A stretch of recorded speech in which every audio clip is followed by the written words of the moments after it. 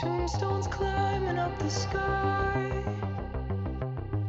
to claim the boredom and the whine of the radiator, to freeze the fates that intertwine, unresolved and undefined in this echo chamber.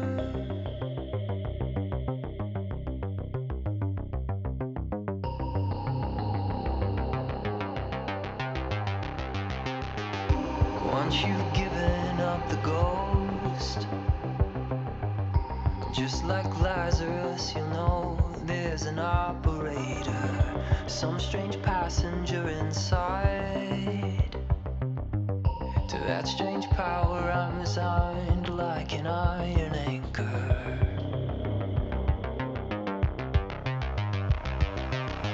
I'm just a ghost in your stereo, the fading memory of a shipwreck in the undertow. You're just a lost song I wrote, and I'm just a ghost in your stereo.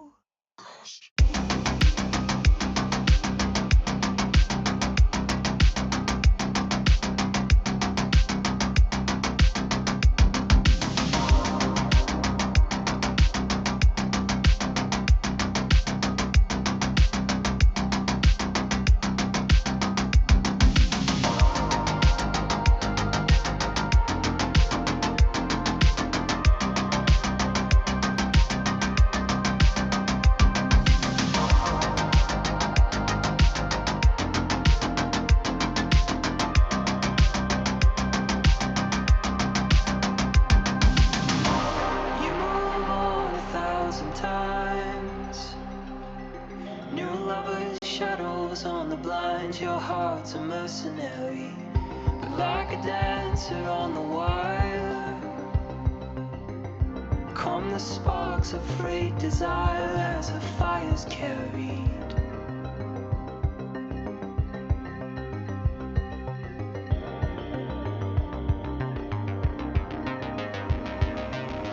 I'm just a ghost in your stereo, the fading memory of a shipwreck in the undertow. You're just a lost song I wrote, and I'm just a ghost in your stereo. Ghost.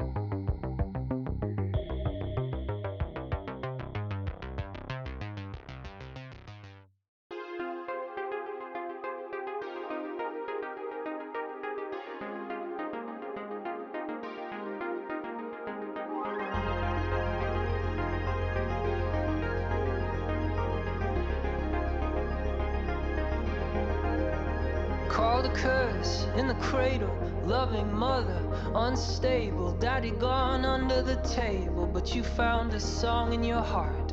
So you learn how to fight, how to starve, how to survive. When the others blocked your light, you learned to see beyond the stars. The curse of small desires, easily acquired. It's time to set your gasoline heart on fire. Kill your demons, kill them dead. In your mirror, in your bed, in your heart, in your head. Don't you look good in bed? Slay your devils, kill them all. Take your throne, paint the walls, and if you make it out alive, hold that bloody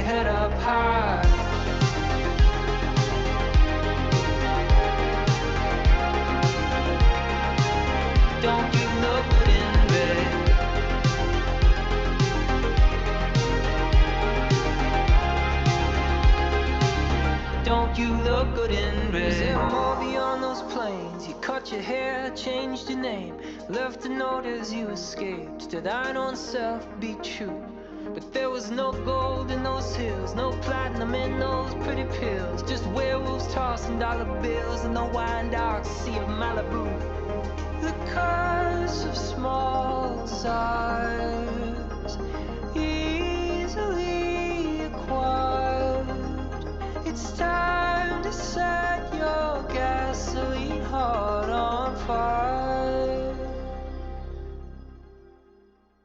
Kill your demons, kill them dead. In your mirror, in your bed, in your heart, in your head. Don't you look good in red? Slay your devils, kill them all. Take your throne, paint the walls. And if you make it out alive, hold that bloody head up high.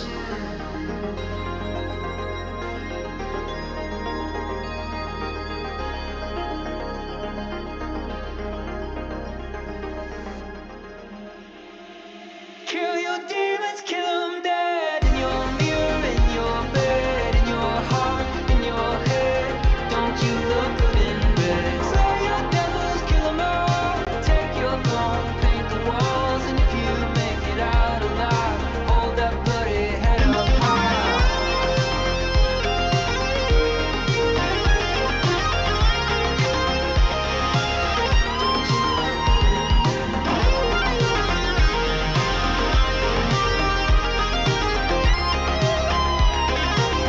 Don't you look good in red?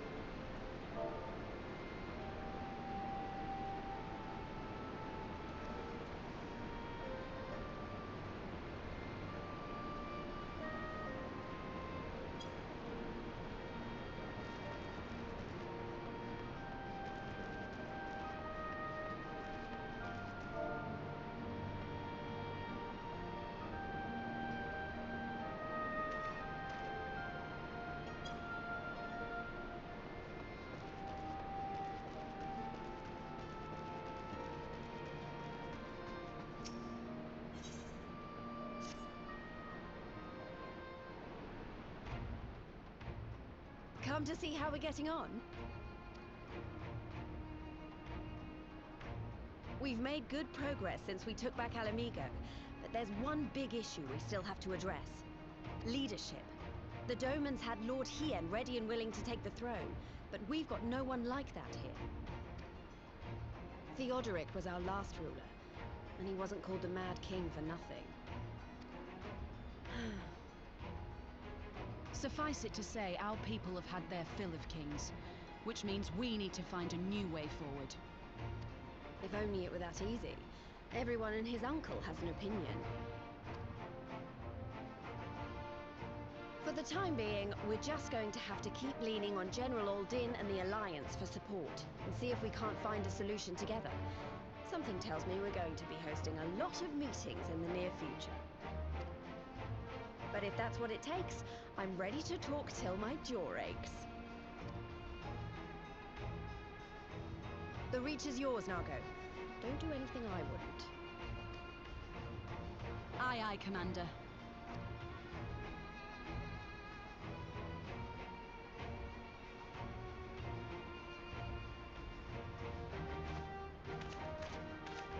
Ah, there you are. I've been searching all over for you. But don't worry, it's nothing bad. That said, this might not be the best place to talk. Will you join me?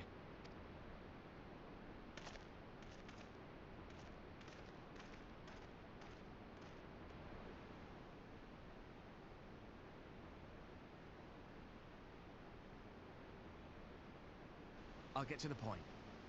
Might you be interested in a spot of adventure? After all, we were adventurers before we were scions, were we not?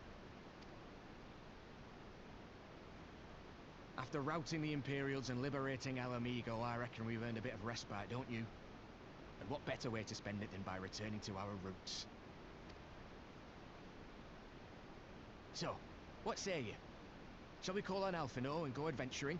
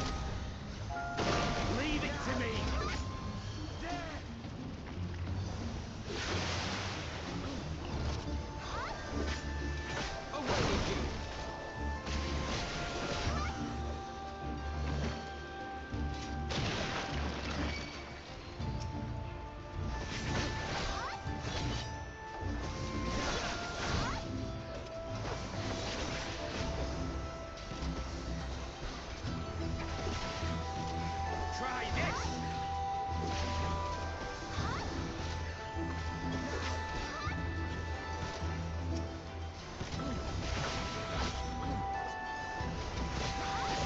Leave it to me!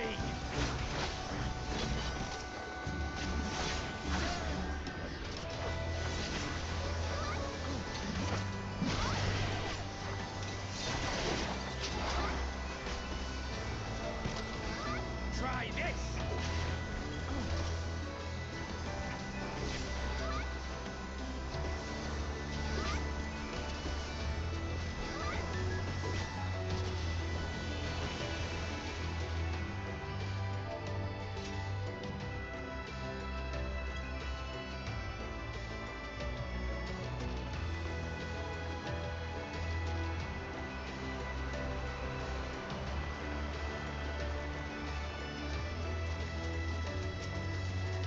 Down with you!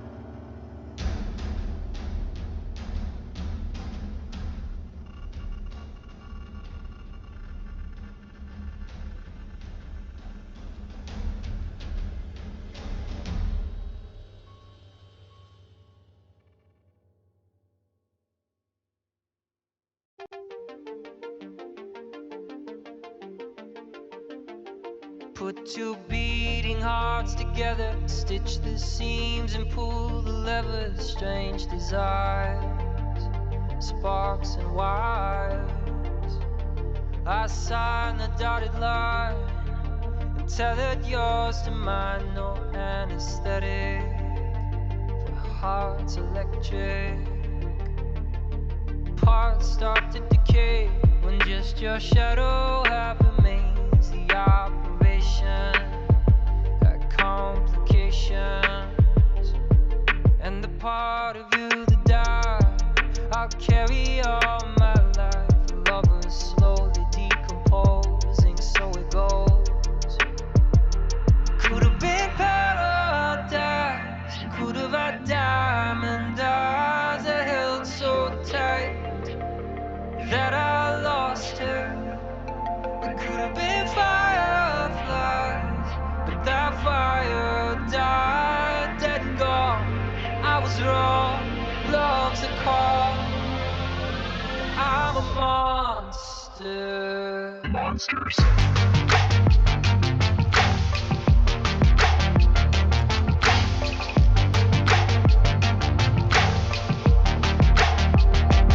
Monsters.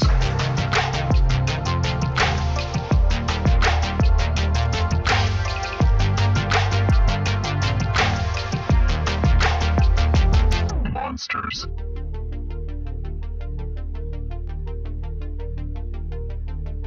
Hope lingers on after the one you love is gone. Thought I smelled your ghost in my winter coat, and our love became a void, another echo in the noise that can't erase what we became. It could have been paradise, could have been you and I played the fool, and you played the martyr. We could have been fireflies, some fires die. I meant no harm, we were both wrong. Moving on. I'm a monster. Monsters.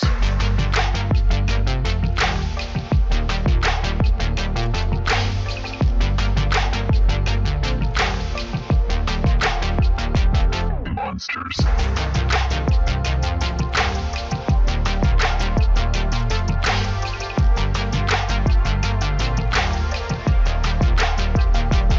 Monsters.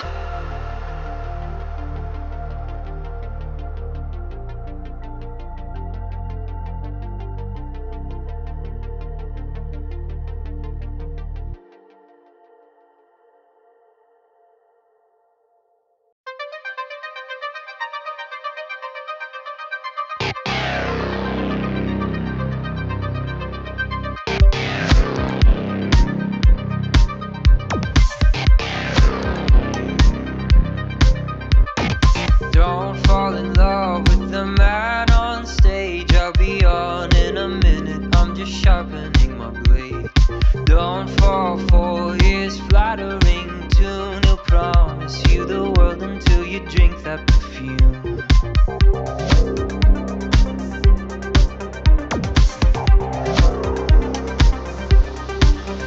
It's a highway, highway to the door. And a neon Medusa's got your heart. Sweet canyon lullabies, don't look straight into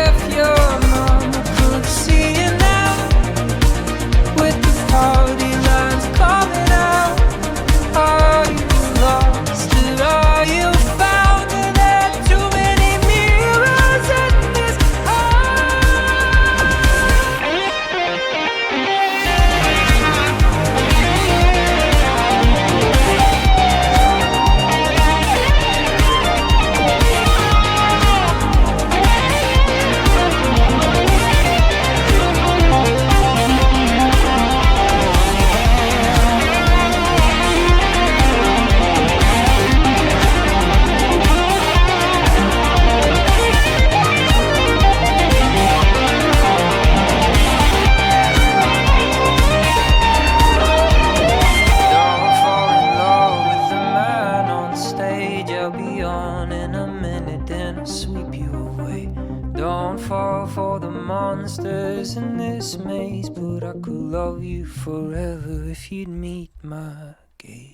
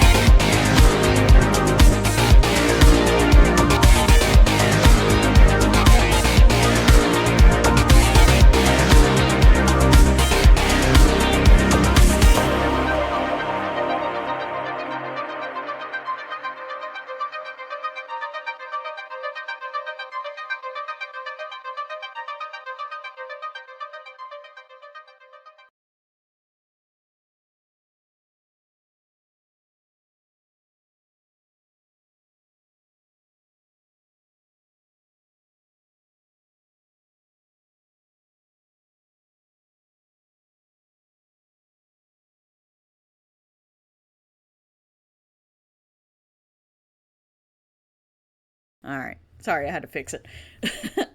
Alright. Thank you, everybody, for your patience. Welcome to what we lovingly call Ghosty After Dark. I hope that you guys have been enjoying some Final Fantasy XIV Road to Dawntrail. Post Stormblood, we're in the after part of Stormblood. Is it still a slog? Yes, it is. Meanwhile, in the background, I've had to buy stuff for Sky because I went into her house and she was like, oh, well, now you owe me stuff. And I was like, oh, well, damn. And I've seen that they've been exploring and have found some questionable houses on Sky's new block there in Final Fantasy XIV. So that's interesting. But yeah, I'm running a dungeon right now. I don't see any redeems except for Hydrate, and thank you so much for the Hydrate. Let's get back over here to the game before the fuckers, you know, kick me out. Let me make sure I got all my settings right. I mean, that's a little lower than I like it, but it'll be fine. I can hear it, so I might put it up a little bit so y'all can hear it, because I'm not sure if you can. I at least like it at 30. I can do 28. Thanks for the Hydrate, Cara, and welcome in. I hope you guys had a good day today.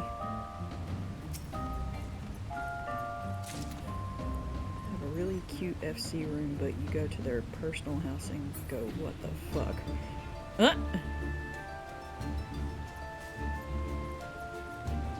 I mean, I've done that.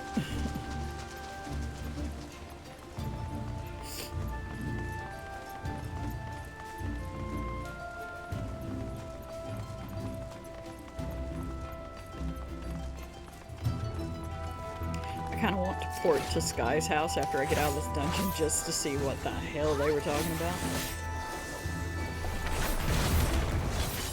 We did. I'm in pain from yesterday, though. Oh no! I bet you are. Y'all did a lot of walking, didn't you?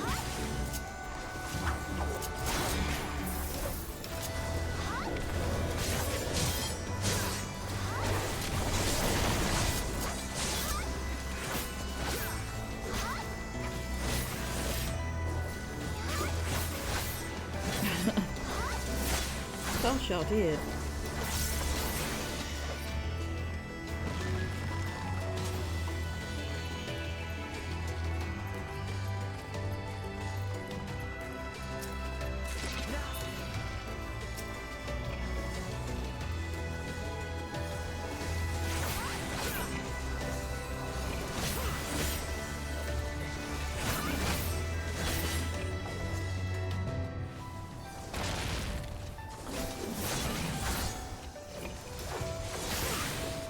Scared to know what plot 16 is, guy. Yeah, because now I'm curious about these houses that Meep and Sky are finding. They sound potentially terrifying.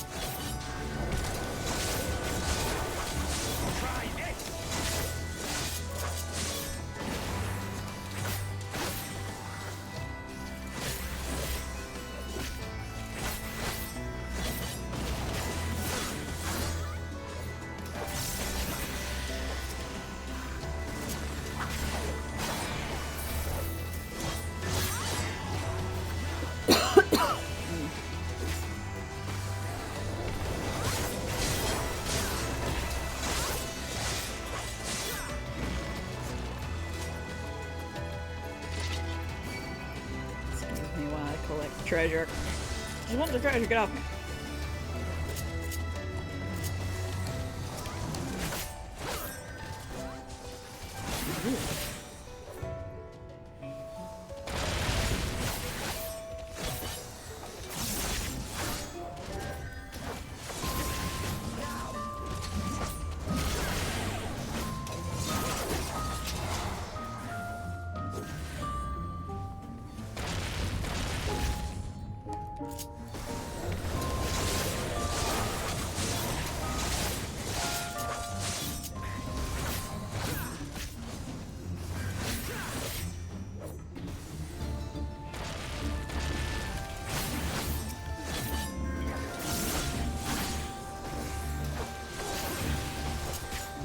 Away with you!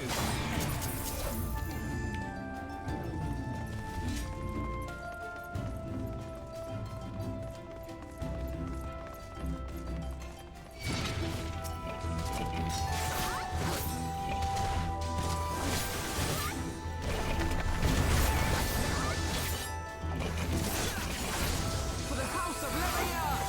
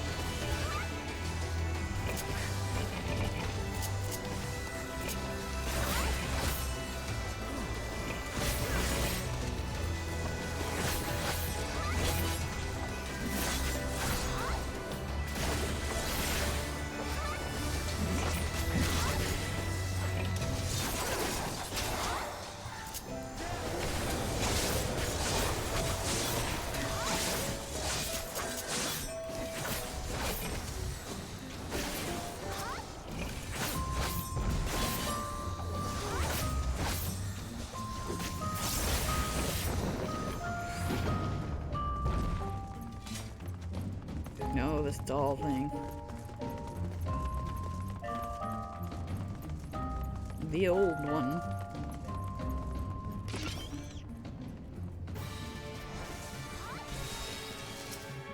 Oh, shit.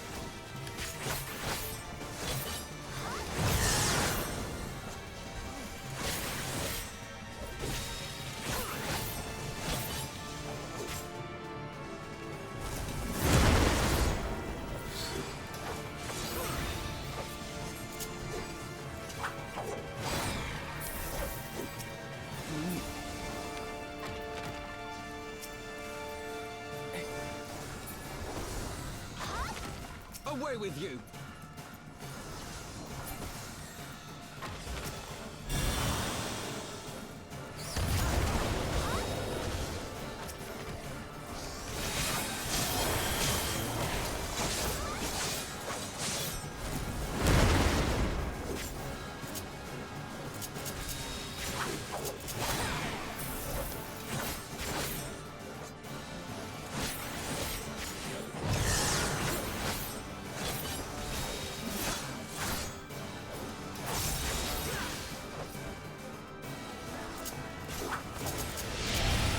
No.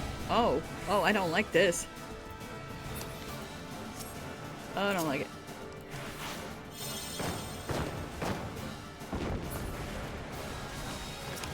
I don't like Angus Brigand.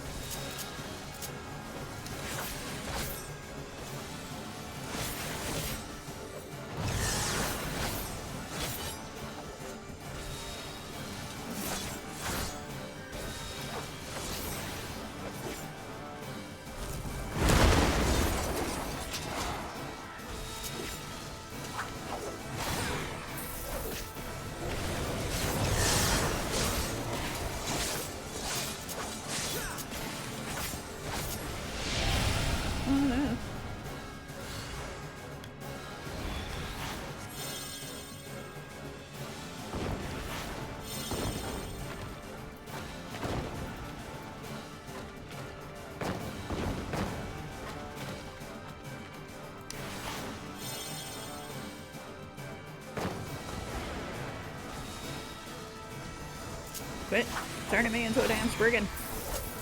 I don't like it.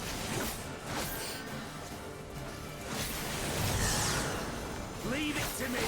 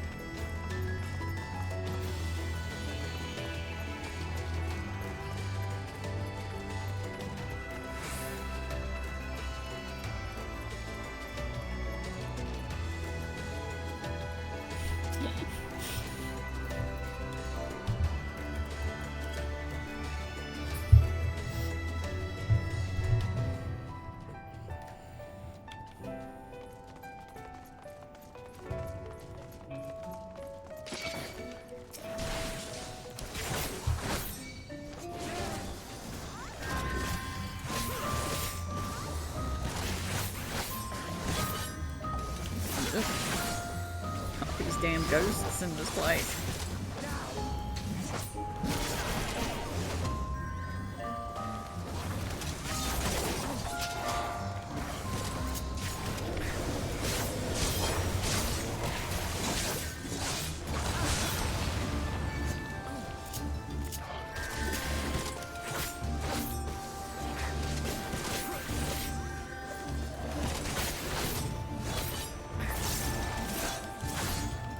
Leave it to me!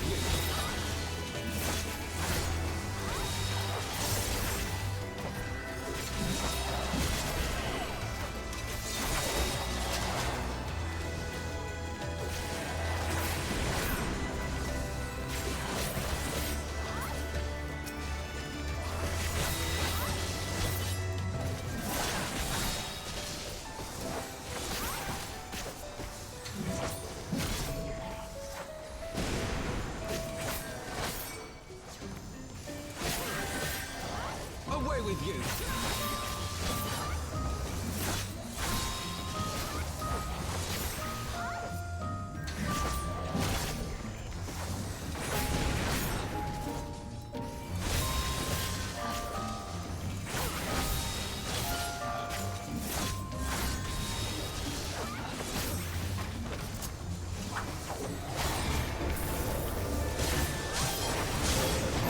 Ah.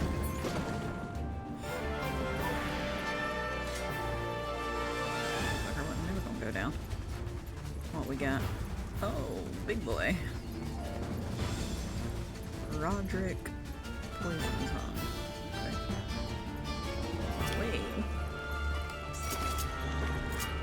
I'm short enough for once that I can say fuck your kneecaps.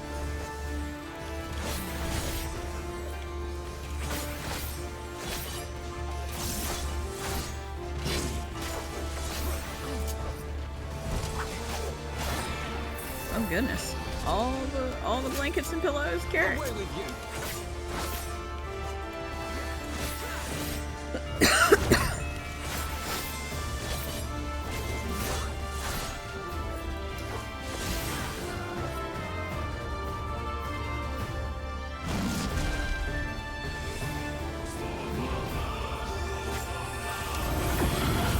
Oh.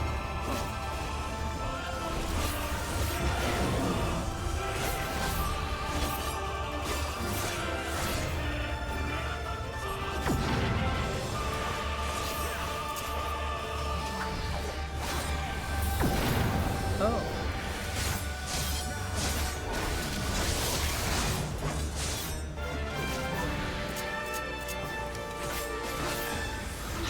All of them. Okay, well, I mean, I guess you can.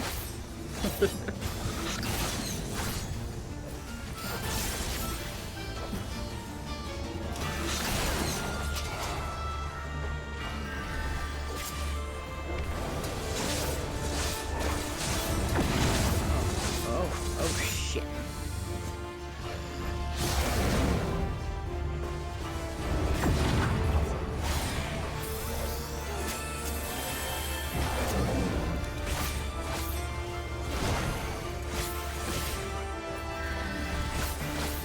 Oh, I have some kind of sack on me now. Ooh, I don't like it.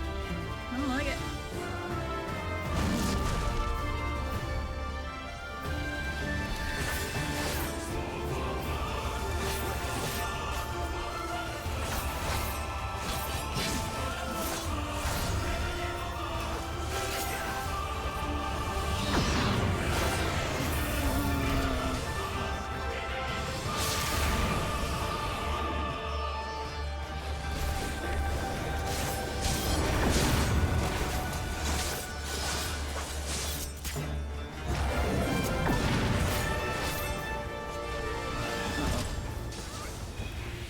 Uh-oh.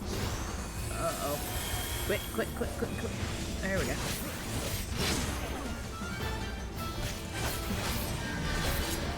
Away with you!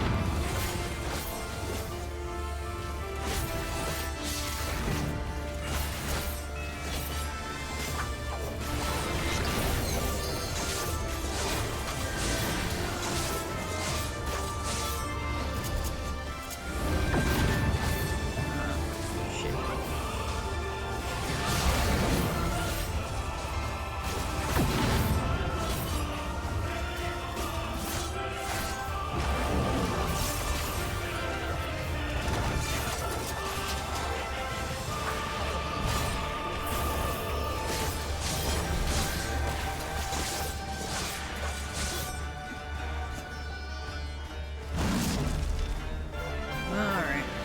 Dirty shit. Oh, wait. Okay.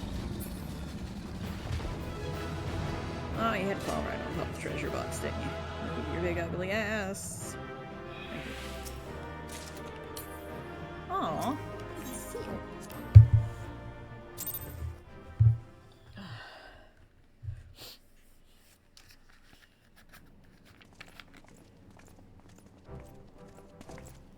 would appear this place is yet inhabited by King Theodoric's kin, or what is left of them.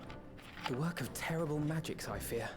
Well, didn't they say that a thaumaturge turned the people into fucking beasts? Alpha, no, pay attention.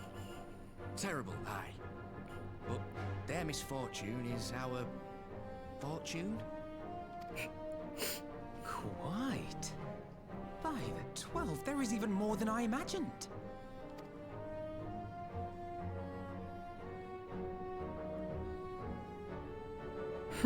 Old dude has some Orat-styled hair. Oh, I can't wait to see the look on Lisa's face.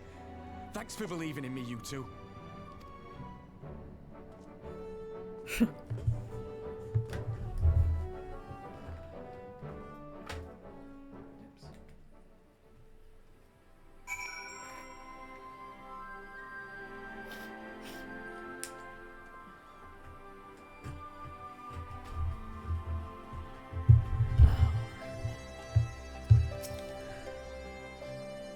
Ehrenwald and I tried to do our fair share, but I fear you ended up bearing the bulk of the burden as usual. You truly led the way with your adventuring prowess, my friend.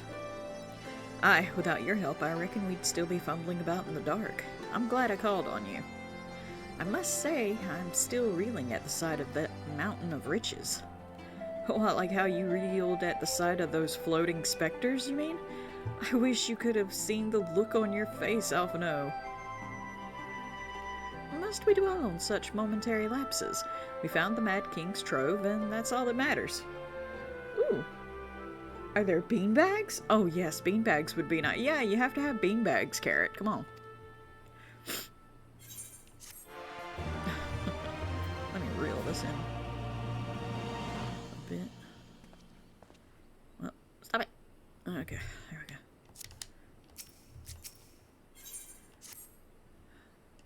All jesting aside, we must tell people the good news, and I think Lise should be the first. Seconded. She's bound to be delighted. If I am no longer needed, then I shall take my leave. Of course, don't let us keep you. Thanks again, and say hello to Vima for me.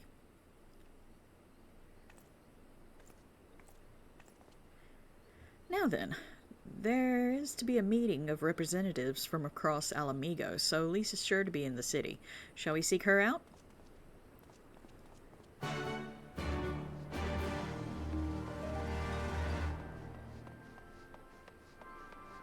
Oh, are we getting to that part? Oh, I hate that. I'm not good at it, but we'll see. It might not be yet. It seems awfully early for that to be a thing. I'm not sure.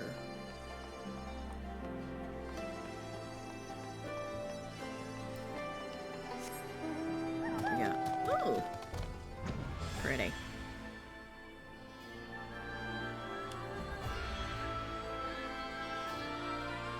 Oh, the music's good.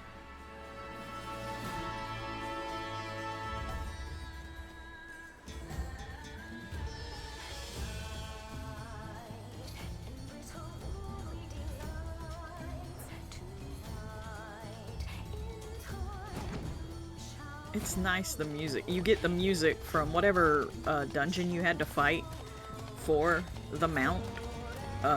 You get the music from there. The music's not bad. I don't know where this one come from though, because I've been buying mine on with the Moogle Tomes. So, because I'm scared. Okay, that point where Rowan yeeted your head out of the extraction during repo last night is still one of my favorite points from the stream. Did you clip it? Amongst your thousands of other clips?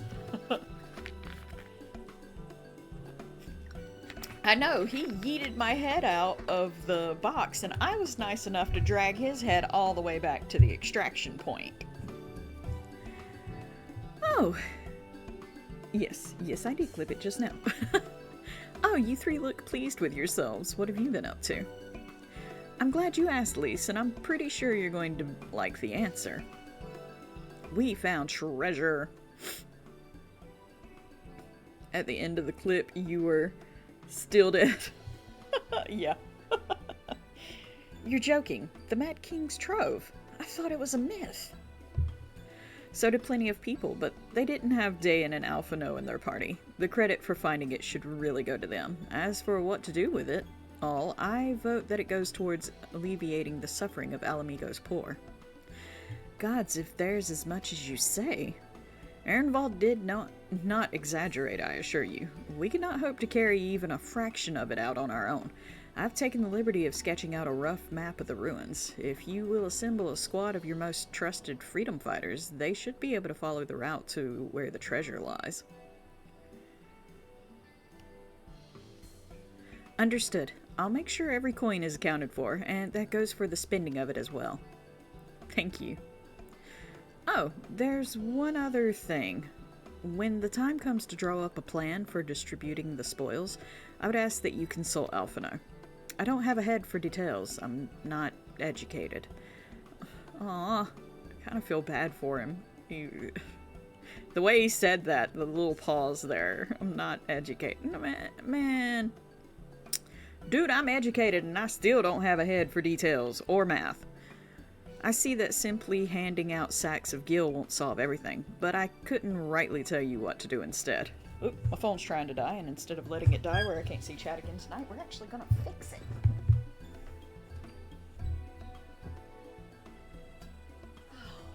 Let's see.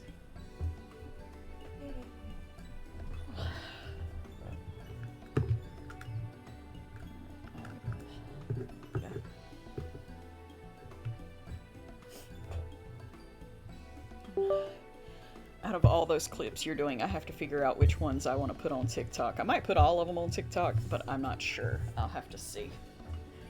But several will go on TikTok.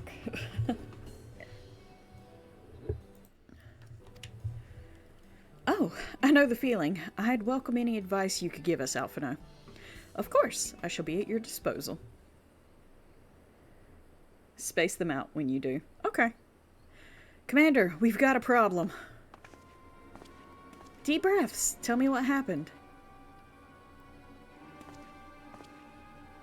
A mob's gathered outside headquarters, and they've started making demands. You'd best come and see for yourself.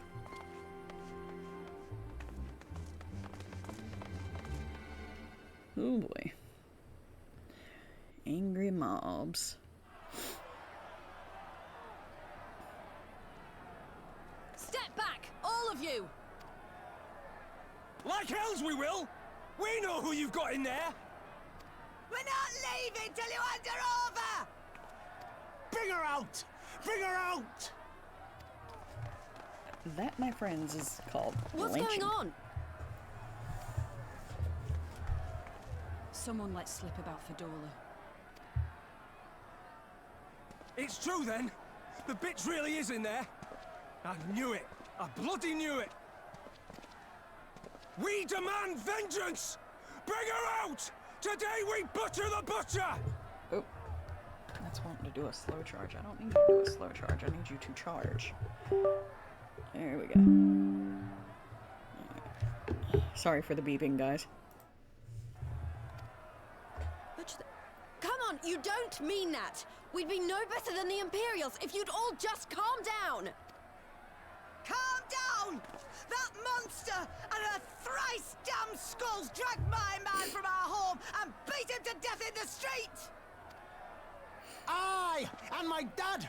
That bitch has spilt enough blood to fill a lock! We all know her crimes.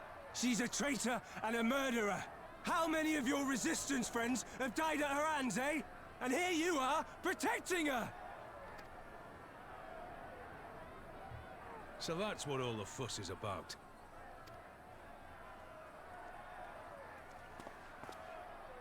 Hearken to me, brothers and sisters of Alamigo. Hey, who's this? That's the Bull of Alamigo.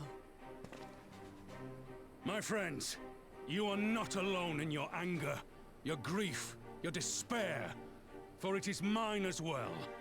That gnawing pain in your breast, it is enough to bring an old bull to his knees.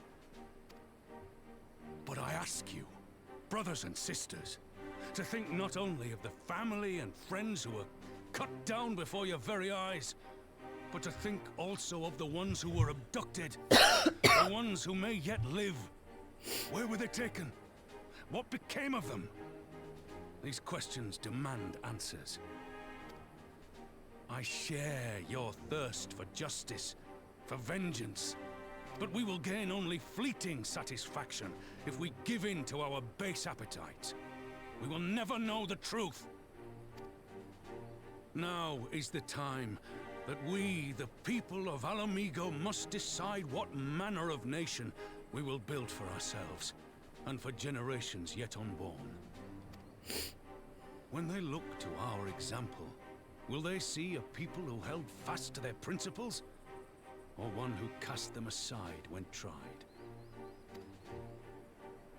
I say to you, it is our responsibility to give these prisoners a fair trial, that they might answer to all of Alamigo. The Garleans called us savages, and I'll be damned if we prove them right. So in other words, calm your collective tatas.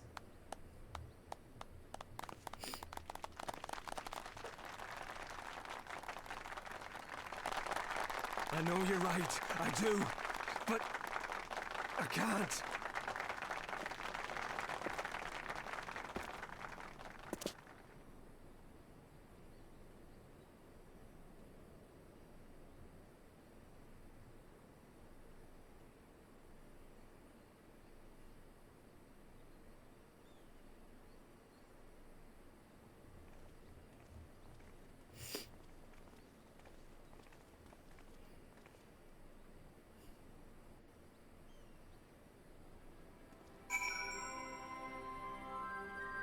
Did I steal your left socks? I don't know if you can hear me. I might have to say that in the chat. Yeah, I'm gonna have to say that in the chat.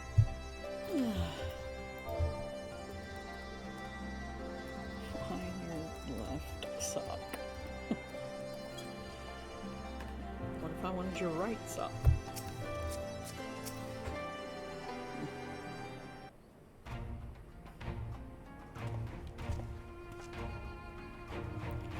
My thanks, Raban. Listening to their anger, I could feel myself being swept away. 'Tis a difficult tide to stem. 'Twas the same rage which brought us to our feet and carried us to victory. But now the war is over. All the unspent fury is being channeled into vengeance. Aye, and it's not just here. We've reports of mobs forming all over. They've been targeting folk known to have cooperated with the Garleans. It starts with insults most often, and someone picks up a stone. Some industrious souls even thought to seek out the graves of Xenos and his officers. It was grim. I want to build a country where everyone, regardless of race or origin, can live side by side in peace. But maybe the time isn't right. Maybe people just aren't ready.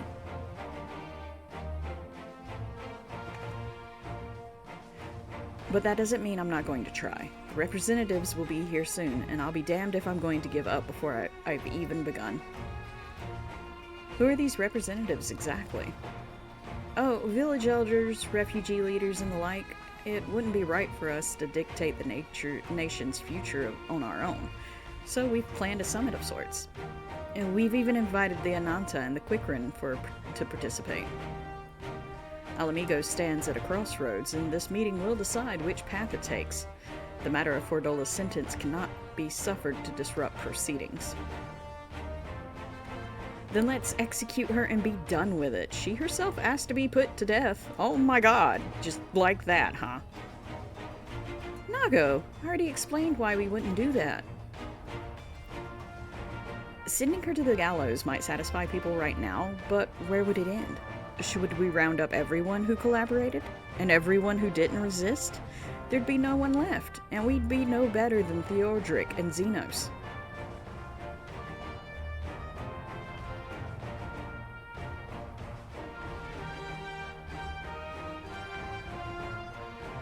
Begging your pardon, but might I be allowed to speak with Fordola? Only I caught a glimpse of her past, a moment of it anyway, during the fight. She's done terrible things, aye, unforgivable things, but in some ways, she's a victim of the circumstances in which she was born. And that's something I can understand. Alright, speak with the prison guard then when you're ready, and I'll come and join you. I want to talk to her too. I'll return to my other duties then. We've barely begun to investigate the facility where they gave Fordola her powers. Be fairly warned, friends. She will test you. Don't let your emotions color your judgment when she does. Yeah, because she got a bad fucking attitude.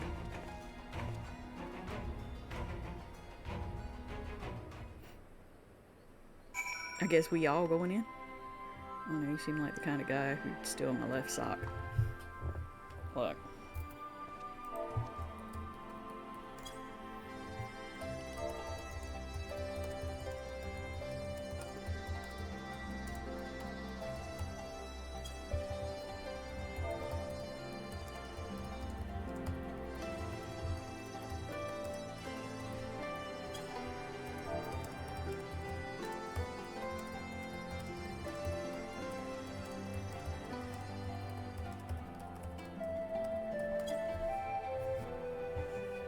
Sock puppet. Sure. Look.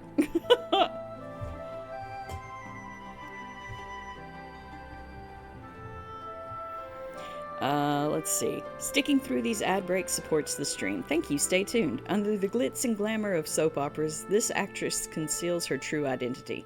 Patsy McClinney. Can you name the star who shines under the stage name more radiant than her given one? Find out when the ads end in about 3 minutes. Guess we're gonna go talk to Fordola. You've the commander's permission to enter then. Yep, let me in.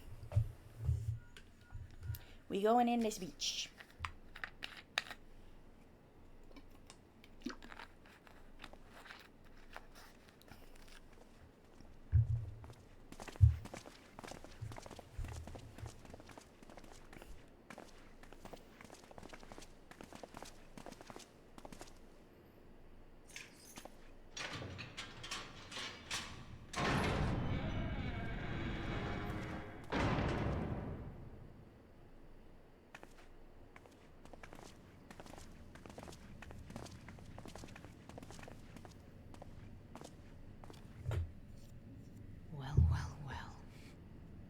So many visitors. Come to have a good laugh, have you?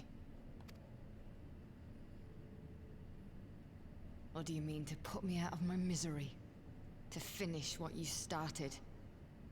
It's about bloody time. Nah, that's too fucking easy. We gonna let you suffer, bitch. That's not why we're here, no. Do you remember what I said? How I promised you you'd live long enough to see us win our freedom. Well, I meant it. And not to mock you either.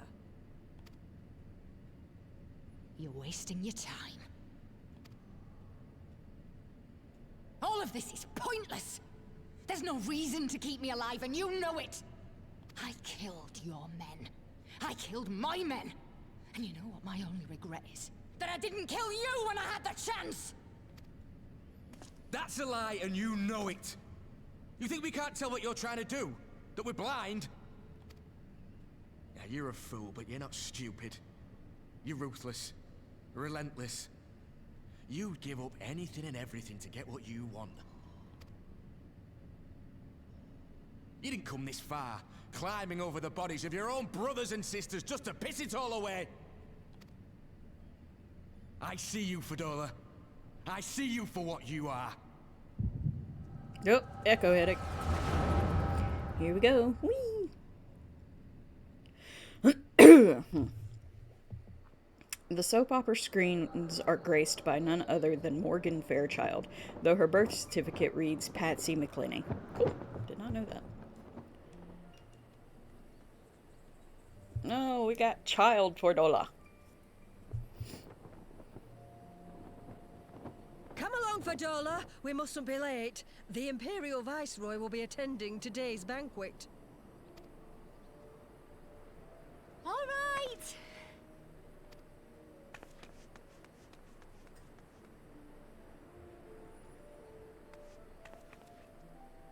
Father, what's Lord Gaius like? Is he nice? Are you friends? There you go again with all your questions. Lord Gaius is a great and honourable man who looks after all of Alamigo. He's very busy, and if we don't hurry, we'll miss our chance to see him.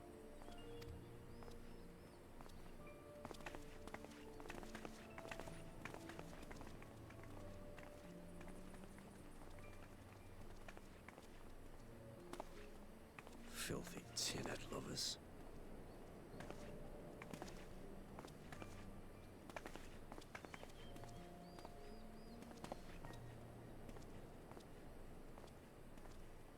Father, what did that man call us?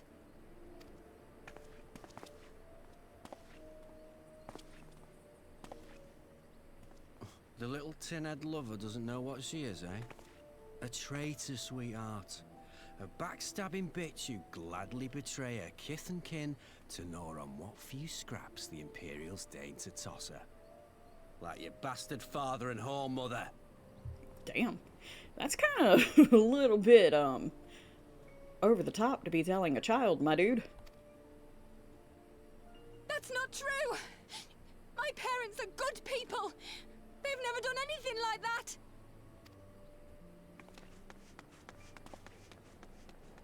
Oh, but they were quick to help themselves and their bitch spawn, weren't they? You're just as guilty as them. She was a child, fucker.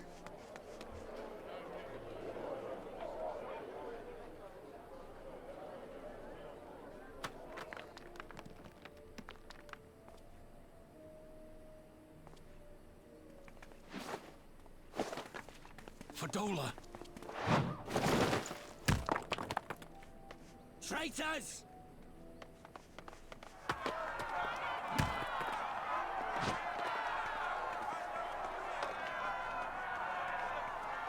Please, you have to do something. My husband and daughter are in danger. Soldiers of the Imperial Army are under no obligation to intervene in the disputes of army. We're citizens. We have rights.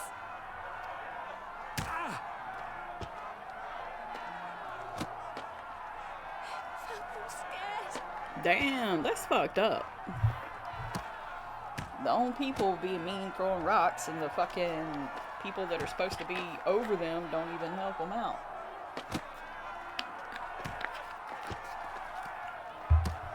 Yeah, I'd be kind of pissy too if I was her. It's all right. It's all right. They don't understand, but they'll see in time. They'll see that this is the only way to survive. Traitors! Traitors!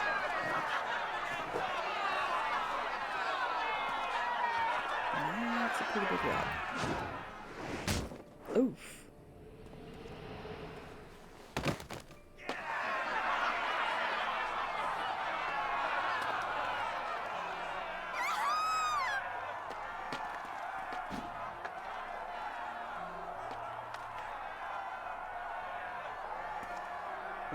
Let the savages have their fun. They'll be more compliant once they've tired themselves out.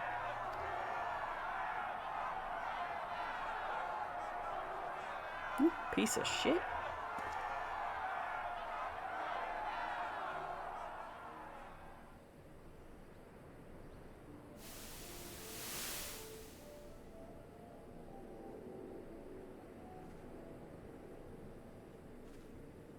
Right, Suda?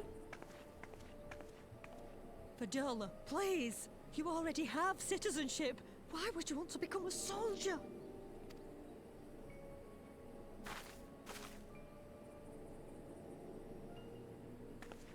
Oh, gods. What have you done to your face? Forgotten it already, have you? I'm honouring Father's memory. By telling the world that you know better than a common savage.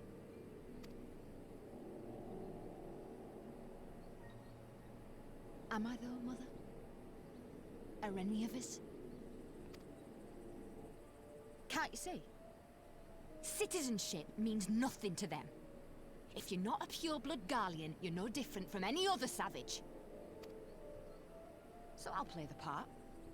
I'll join the Legion and I'll make them respect me. And when the mob see that, They'll think twice before throwing their stones.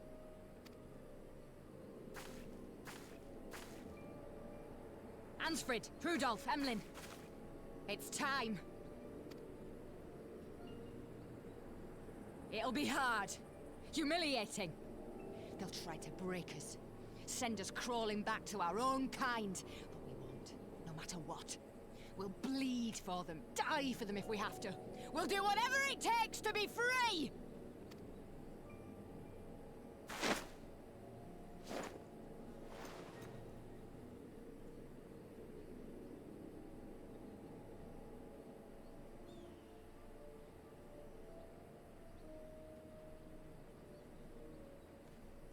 I don't understand your logic, but okay. Sure as fuck wouldn't want to do anything for their asses if they couldn't have helped my dad.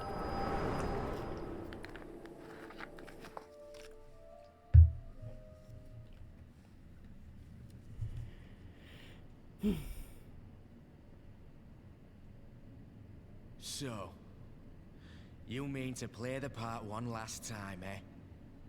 The unrepentant traitor whose death will serve to unite the people? Shut up. You had every chance to kill yourself. Fashion a noose from your clothes. Wait for the guards to leave you alone long enough to slip it over your neck. Just give ideas there, Ernvold. I said shut up! Oh, but then it would have all been for nothing, wouldn't it? Whatever it takes. That's what you said.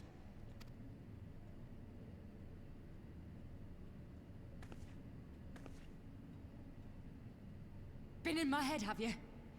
Had a little peek at my past? And what?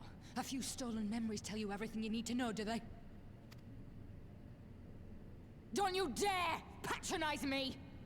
You don't know a god's damned thing about the life I've led! The bastards that killed him. The bastards that let it happen. My father deserved better! I swore I'd do whatever it took to make them pay! Well, you took a really roundabout way of doing that shit. Oh, you getting an echo headache. Them bitches suck, don't they?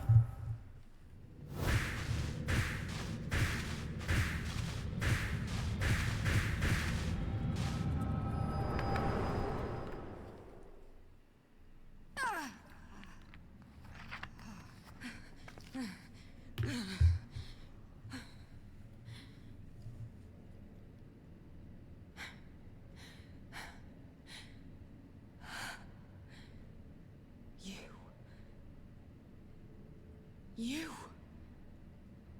All that power. All that pain. It's too much. Too much for anyone. The things they've done to you. The lies. The betrayal. The endless fighting. Yet there you stand. Unbroken. How? Why? It's called booze. Oh, sorry.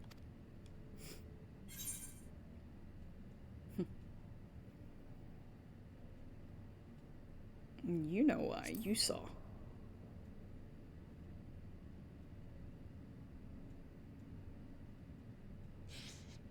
Damn you.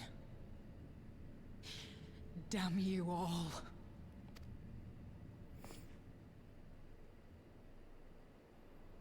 You still have time, Fordola. Think about how you want to spend it.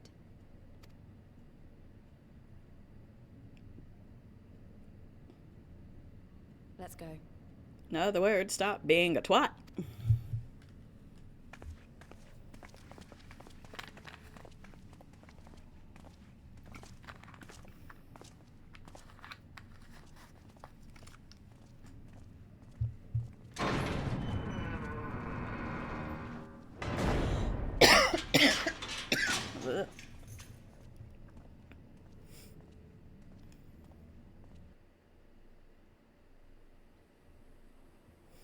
That was a fun exchange.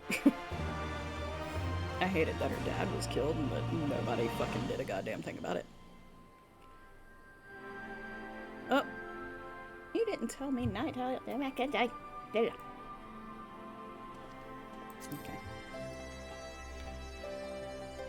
Oop. There we go. I don't know what we solved. I don't know that we solved anything exactly, but we've given Fordola something to think about at least. And I found something new to think about too. I don't know about you, Dan, but the visions only came to me every now and then. From the way Fordola kept wincing, though, I get the feeling she's having them almost all the time. It's a lot of bad memories to deal with. Yeah, I wouldn't want to echo headache that often. I wonder. Could there be some fundamental difference between one who's born with the echo and one who has been artificially imbued with it? Well, the Immortal Flames have been scouring that research facility ever since the liberation. There's a chance they might have some answers for us. General Alden's there overseeing the investigation. Let's go and pay him a visit, shall we? Sure. Is this somewhere where I can fly? Let's see. Oh! Puppers!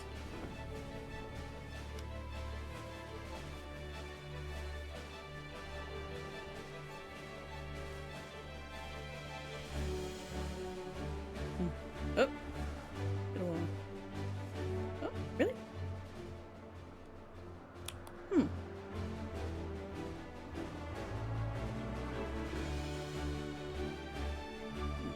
I forgot the research facility. Was this close? General Alden is inside, Will you be joining him? Yes. I'm gonna stand here and stare at your ass. I swear that this place gives me that Shinra research facility type thing vibes. Like, if anybody's played Final Fantasy VII and you've gone to the... oh, what was it called? The reactor near Nibelheim. This reminds me of that place. This setup over here with these, like this. Except they don't have the little porthole windows. Well, I mean, they kind of do, but if anybody else has played Final Fantasy VII and that kind of gives you that vibe, and it might even be they might have done it on purpose, you know, this being another Final Fantasy game, but I was just wondering if anybody else got that vibe or if it was just me. What news? You spoke with Fordola, I take it. Yes, as expected. She didn't say very much, but it wasn't a total waste of time. Ehrenwald noticed something odd about her. He thinks she might be having visions almost constantly, which is not how the Echo normally works. Have you found anything here which might explain why it's so different for her?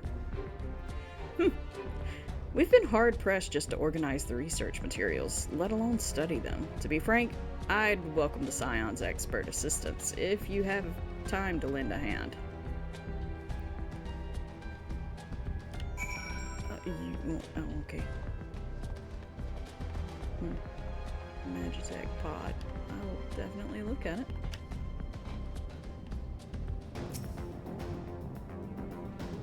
I'm gonna touch it!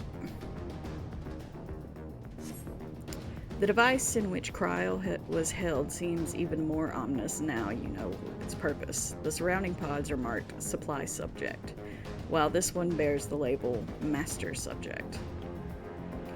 The Ironworks received a request from the Alliance to analyze these devices, and I've been recording everything of interest. Did you notice the labeling?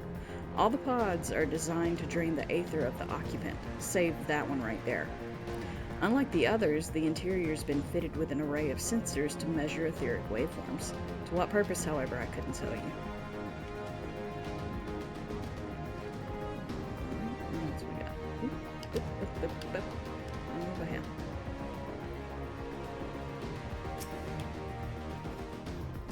So many bodies, every one of them a victim of these experiments. Few show any signs of external injury, From what we've been able to determine, they perished from forcible aether extraction. Such a miserable way to die.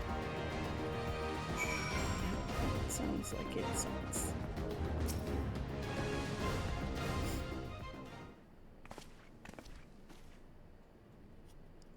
I know little and less of science, so any light you can shed on the facility's operations would be much appreciated. Dan, shall we start with you?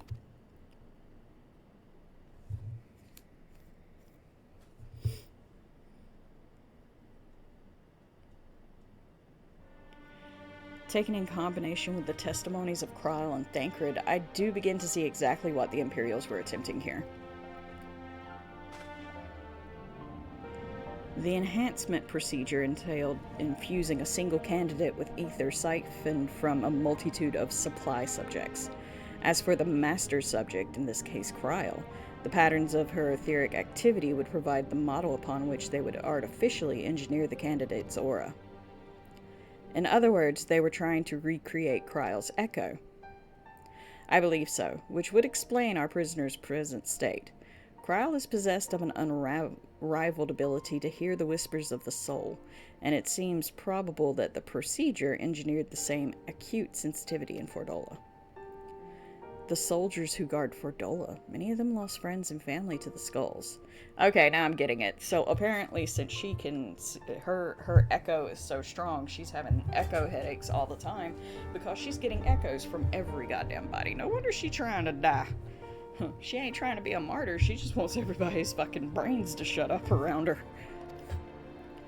And there's a sentry at her door, night and day, if she can't help sensing their thoughts and seeing their past.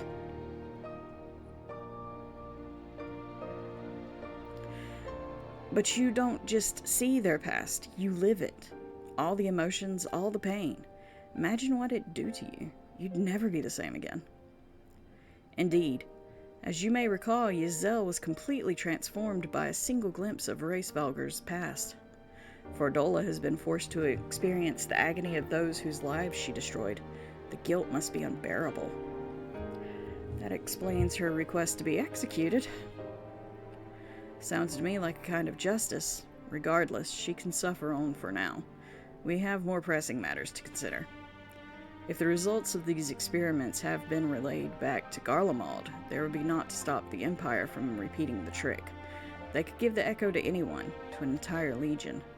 We must be ready. We must learn all we can of these God's forsaken procedures, and Fordola remains our best source of information. She'll not be getting her wish. Not yet. Alright. Keep faith, lass. If you're to convince others to follow you, you must believe what you're telling them. People will respond to passion, but not if it's feigned.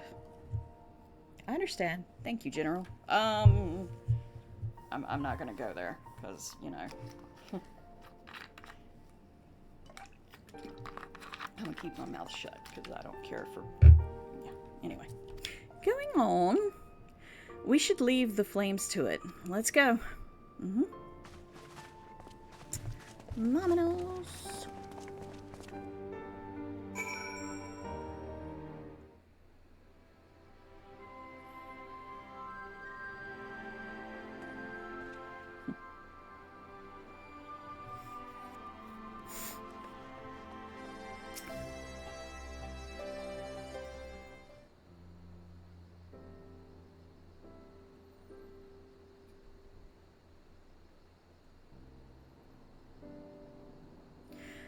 I go looking for answers about the Echo and end up getting schooled by Raban.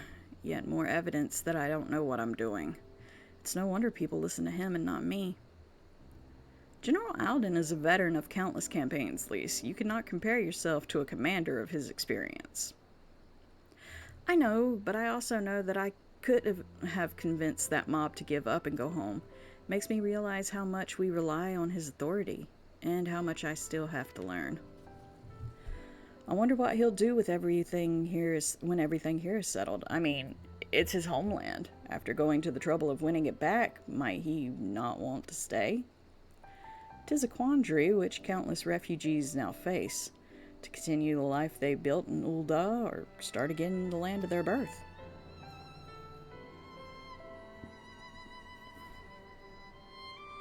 Dayan, a moment.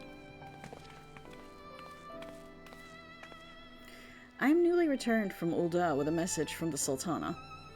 Her Grace desires an audience with you. She understands that you have responsibilities here, but asks that you visit the palace at your earliest convenience. Well, I must away and attend to other business. Until next time, my friends.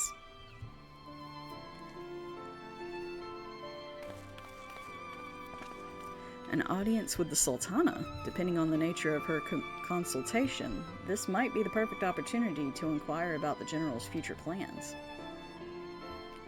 Yes, we'd all like to know about those, Alphino, but not everyone's as comfortable interrogating royalty as you.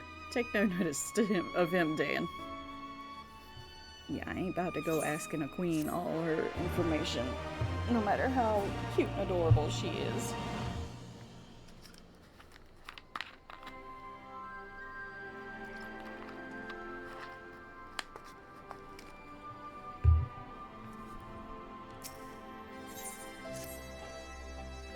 Well, the question of how to put the Mad King's treasures to good use shows no sign of answering itself. Shall we be about it, Ehrenvold?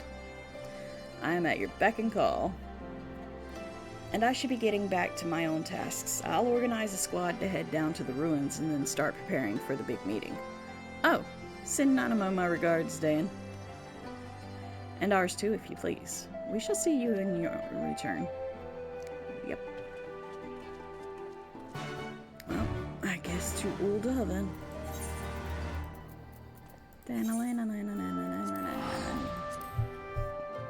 Teleportation.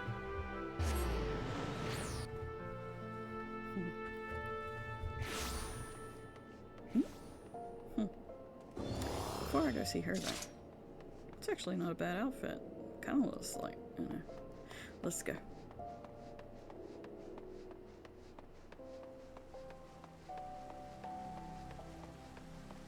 While I'm here, I might as well check on my squadron, which I hadn't looked in on in a while.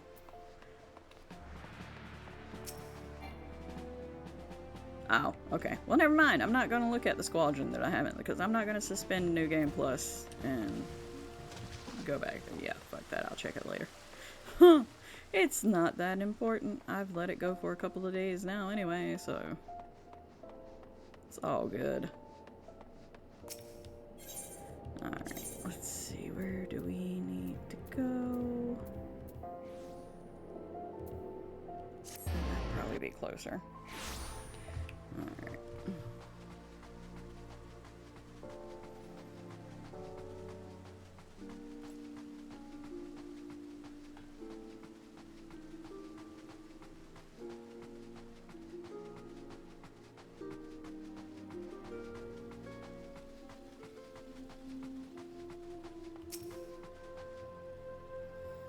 You are expected, my lord. Please proceed.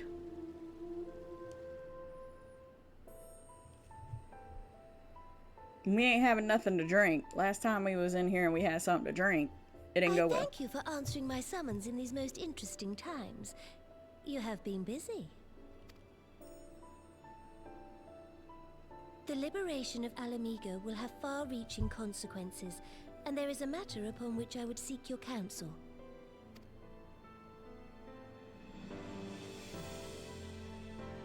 I speak of Rauban and his future.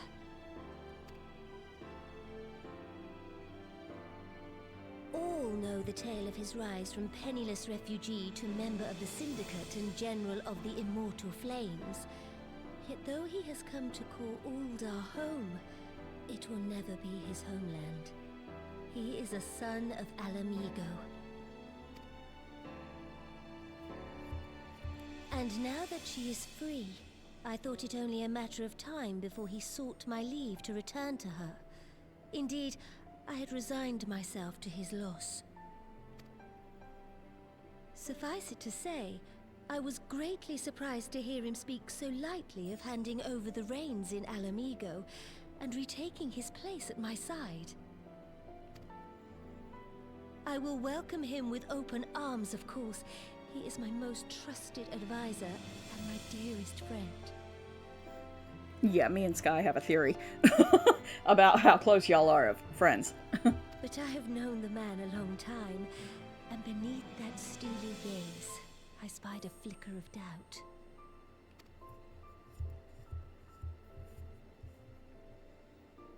Whether Raubon chooses to remain in Uldar or return to Alamigo, I only wish that he do so with a heart unburdened by guilt or regret.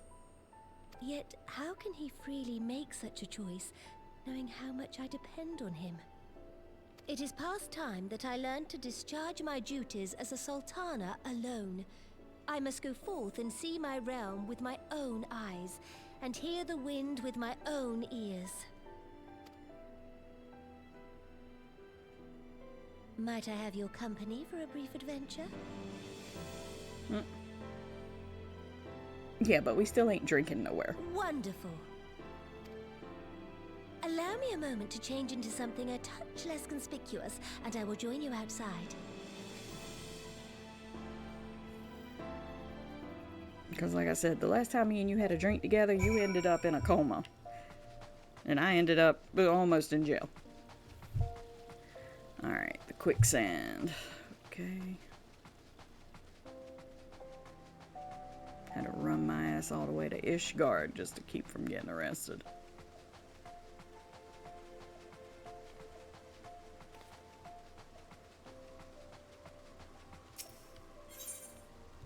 Okay, so that would be the Adventurers Guild.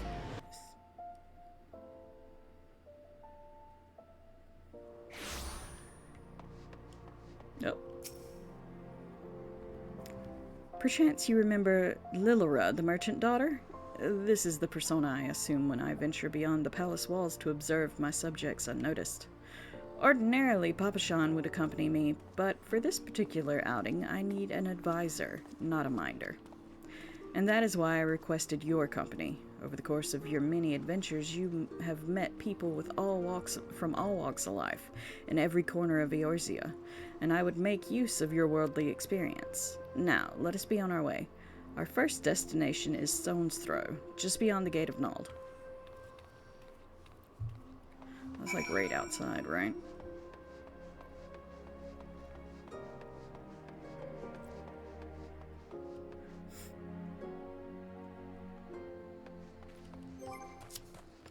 It's not that far. I can make it on foot.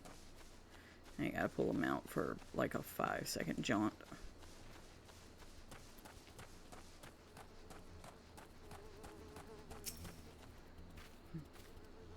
Look upon this procession of tattered tents. These refugees camp in squalor, at the mercy of the elements and Thanalin's predators both. The city's mighty walls offer safety, but the streets overflow with people as it is, and unless blessed by the hand of Nald himself, no refugee could ever hope to afford a dwelling in Ul'dah. 20 years have passed since the fall of Alamigo, and 5 since the calamity, yet the plight of the poor has grown more desperate, not less. As Sultana, the blame falls upon me. Your hands have been tied, Your Grace. Yes, my authority is limited, and that is an obstacle I must work to overcome. Shall we press on? I would follow the road to the unholy hair. Alright, that I might pull him out for. Oop. See what we get this time. Oh, my Yol.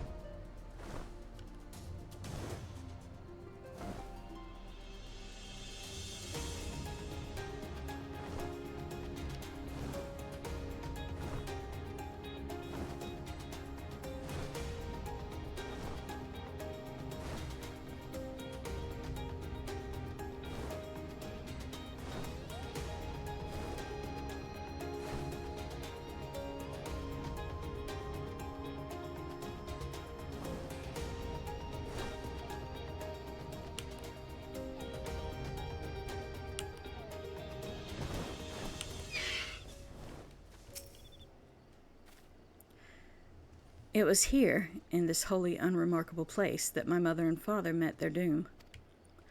I was but a child at the time. My parents were returning from an inspection of our interests in eastern Thanalin when an untimely rock slide crushed their carriage. To this day, it is not certain if the incident was simply misfortune or an expertly planned assassination. Raban once offered to reopen the investigation and bring me the truth he assumed I most surely crave, but I refused. Even if my parents' deaths were orchestrated by the monetarists, we'd only have brought their hirelings to justice. The true villains, those who plotted to put me in the throne as a biddable puppet, were ever beyond our reach. Thus did I plan to strip the merchants of their power and place our nation in the hands of the citizens. Quite unaware of the consequences of my actions would have for you and yours. I shudder to think how many goodly souls paid the price of my naivety. But I am no longer a child reciting words in witless obedience, and I will not be used as a pawn in the monetarists' damnable games. Forgive me my outburst. You are one of the few people to whom I feel I can speak my mind. Come, let us return to Ul'dah and visit the Colosseum. Alrighty then.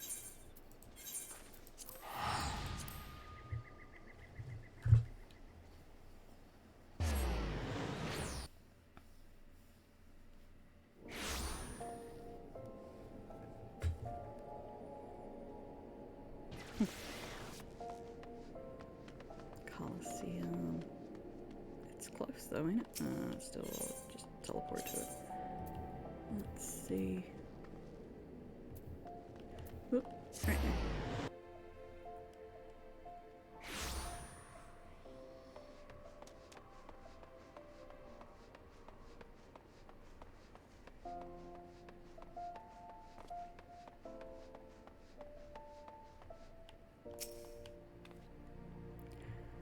From the moment I became Sultana, I found myself thrust into an endless parade of document signing and ceremonies. For years, I simply signed where I was told to sign and sat where I was told to sit, blissfully oblivious to what any of it meant. Yet one good thing did come from the ignominious chapter of my life, for it was during an official visit to the Colosseum that I first met Raban. The match I had been invited to attend was not at all what I expected. They had pitted the Bull of Alamigo against some dozen or so rival gladiators. Blinkered though I was, I would not stand for so obvious an injustice, and demanded to see a fair fight, one man against another, and my royal wish was duly granted. It was not until later that I learned of the gambling ring which had arranged for Raban to die on the sands that day. Regardless, my intervention meant that Raban had but a single opponent to dispatch, which he duly did. And when he knelt before me to receive the winner's purse, he swore that he would one day offer me his blade in service. Surrounded as I was by liars and manipulators, I confess I dismissed it as a pleasant piece of theater. But as you know, Raban is a man of his word. Though it took him another 5 years of fighting on the blood sands, he amassed a fortune so great as to buy not only his freedom, but a seat on the syndicate. And then I had my blade.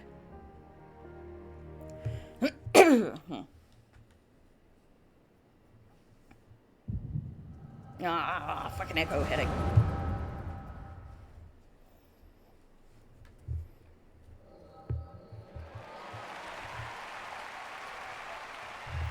Oh, back when Raban had 2 arms.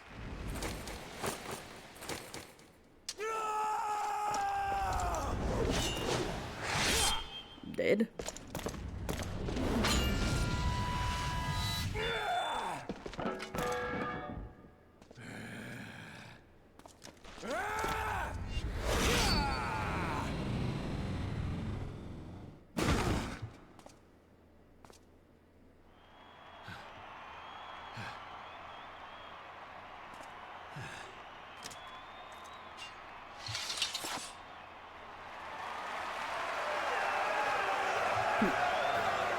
I'm not entertained.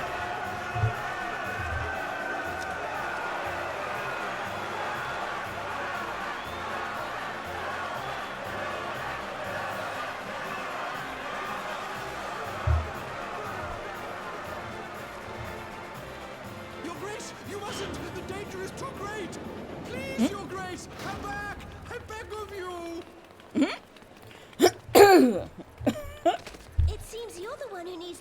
master, Master Shum. Rabon! Your Grace. I have kept the promise made. So you have, and in turn, so too shall I keep mine. With your winnings, you have become one of the 6 most wealthy souls in all Uldar, and so, as tradition dictates, Rauben Aldin, you have earned yourself a seat on the Syndicate. May your new station garner you still greater glories. I am honored, Your Grace, and vow to serve with every fiber of my being from this day till my last.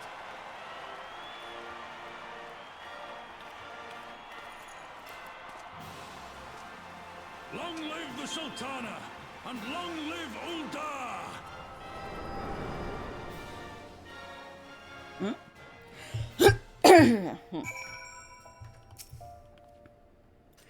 Words cannot well express what that man means to me. There are others who care deeply for my well-being, of course. Papa Shan's love for me is that of a grandsire's for his grandchild. But upon matters of governance, I cannot turn to bodyguards and maidservants for counsel. Rabon, with the authority of his syndicate position, was the first sword I could wield. His was the only edge which could cut the strings that bound me.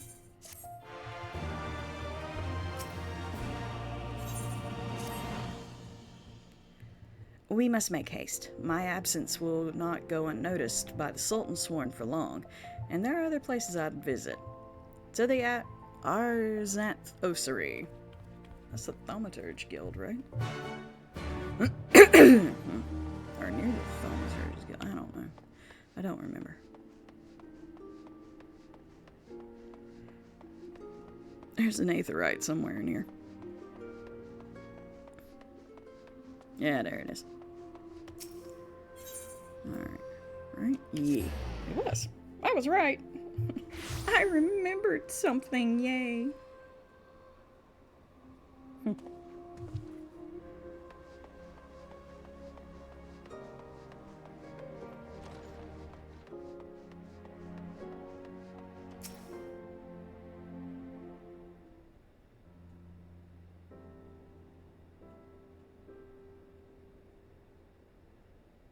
When the calamity threatened, Rabon led the Allies' forces into battle on the plains of Cartano, and I remained here. I prayed with all my heart that Archon Louisoix would have the power to rouse the 12. Giggles, oh no. What are you plotting, Carrot? Since that day, I've made a custom of visiting this shrine during each of my little excursions. Here I seek the blessing of Thal, reflect upon my choices, and ask myself if I am fulfilling my duties as Sultana. You're rightly celebrated as a champion because you've led the line in the 100 battles for the good of Eorzea. In much the same way, I believe the measure of a monarch lies in how she leads her people in times of adversity. If I am to be a Sultana worthy of the name, I cannot turn a blind eye to the troubles facing Ul'dah. I've chosen my path, Dayan. With Alamigo now freed from imperial chains, I finally see a way to aid the refugees. Already, many displaced Alamegans seek to begin the long trek home. To facilitate that process, I've made a small contribution, an artisan's school in Rauger's Reach for any who wish to learn new trades. Realistically, however, it will take years for such training to yield tangible benefits. But we do not have years. These people would need shelter and employment if they are to survive, and this time the Olden Treasury shall provide. Precisely where and how to allocate the necessary funds is, of course, another question.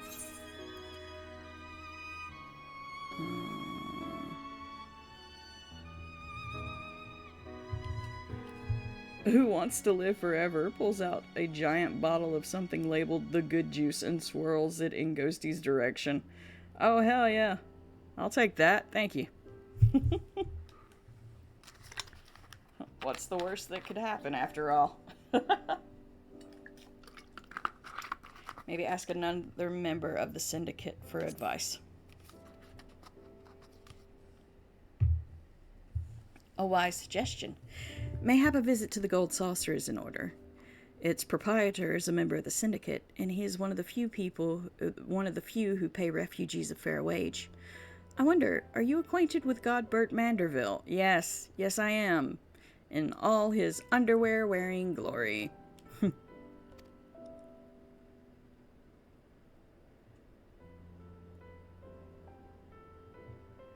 Then I need not explain his eccentric nature.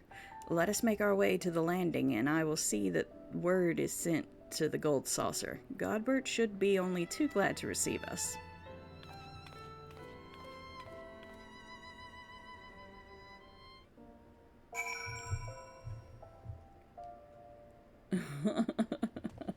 Carrot.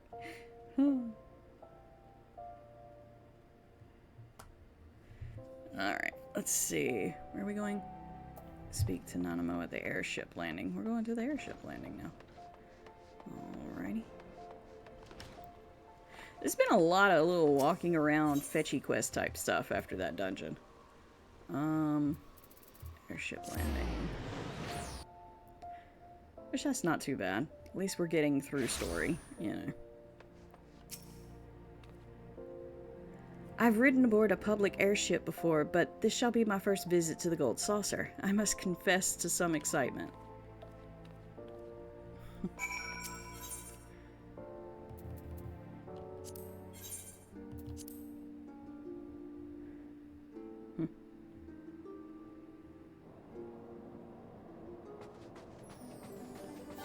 And here we are at the Gold Saucer.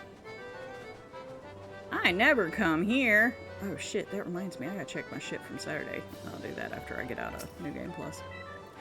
I had heard descriptions of its splendor, yet I never dreamed it would be so bright and inviting. No, I couldn't possibly.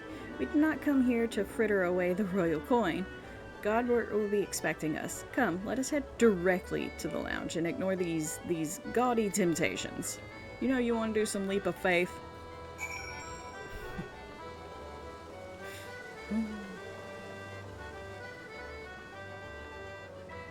Bet on the burbs. We'll find where she went. Right there.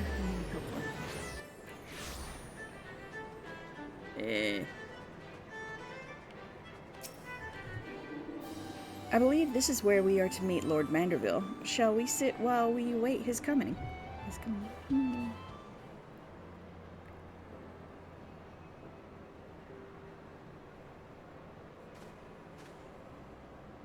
Oh, he's got on pants today rather than shorts.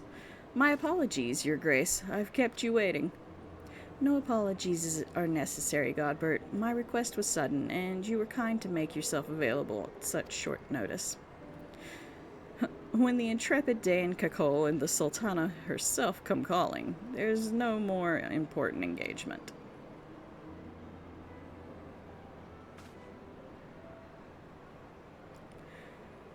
As to the purpose of my visit, I would have your thoughts on how the Crown might best aid the refugees residing in Thanalin. You are aware, I am sure, that many of Alamigo's displaced sons and daughters long to return to their newly liberated homeland, and you are also aware of how they will suffer without shelter and work to sustain them. I would use our nation's wealth to spare them that suffering. What advice have you for me on the matter of how it might best be distributed?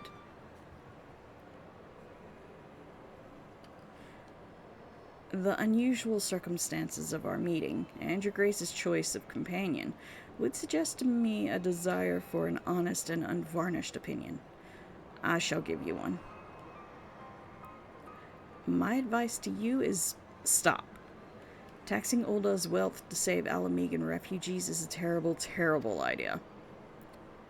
You oppose my proposition? Most emphatically. I agree with your Grace that the refugees must have housing and employment, but what profit is there for Ulda in this arrangement? Profit? After all you've done for Girabanya's displaced, I thought you the very last person to seek a benefit from their misfortune. Forgive me, your Grace, but you appear to be laboring under a misapprehension. It is a fine endeavor to support one's fellow man. I fear, however, that your stance is one born of pity. Your intent is to save the refugees, is it not?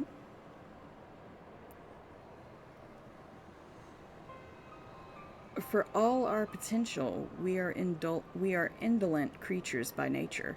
If unconditional charity is all we know, then we begin to rely upon it, to expect it. And then we must consider Ulda's own poor and downtrodden.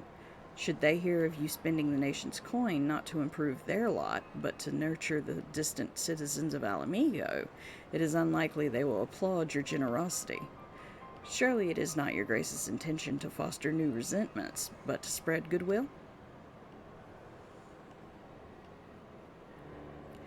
Indeed. Then any support I pledge to the refugees must promote self-sufficiency, whilst also serving to the interests of the people of Ulda. Exactly so. Such an arrangement will create a far more equitable relationship with the returning Alamegans, even as it generates the revenue required to win the approval of your subjects. You've given me much to ponder, Lord Manderville. I thank you for your candor.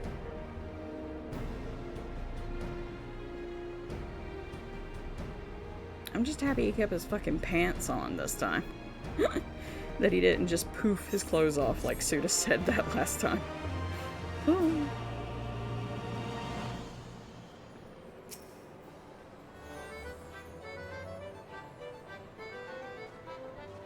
I made the picture lol. Oi. Wait, you were trying to steal my right sock?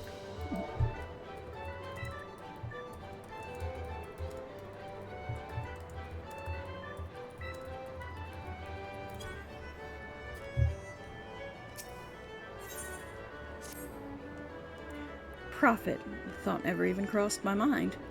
But standing about lamenting my naivety will not do anyone any good. I shall consider my lesson learned and press on. Dayan, are you perchance acquainted with any successful merchants? If my attempt at philanthropy is obliged to reap a profit, it would seem wise to consult someone with a knack for business.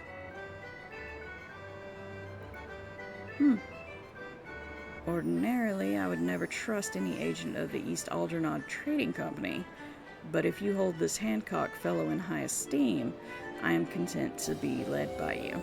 You may repay my faith by journeying to distant Kugane and speaking with him on my behalf. Eager though I am to visit those shores, I have not the leisure for a lengthy sea voyage. Now, assuming you will travel as adventurers are wont to do, I shall await your report by the Ethereate in Ulda.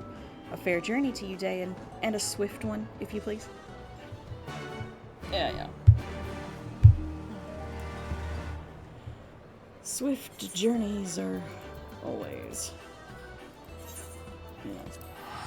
top priority.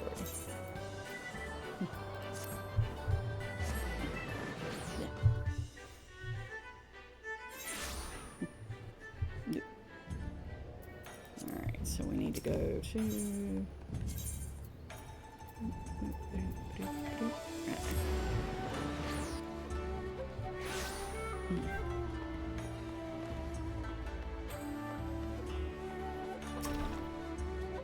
Greetings, honored sir. Will you be entering the Ruby Bazaar offices?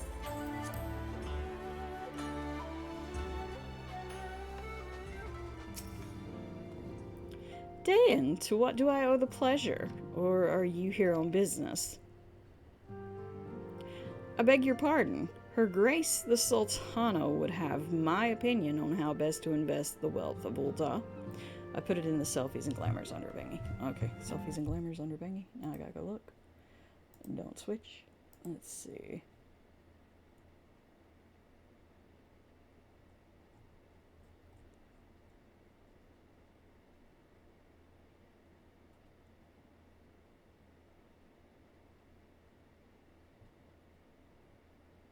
I don't see that.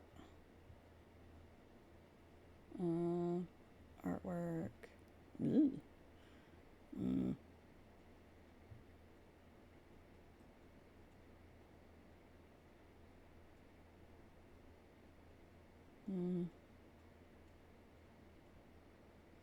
I don't know. I don't see that. I ain't gonna sit here and search for it right now. You know what? You keep stealing my socks, I'ma steal your wife, which might get me caught on fire, but it risks willing to take. Oh.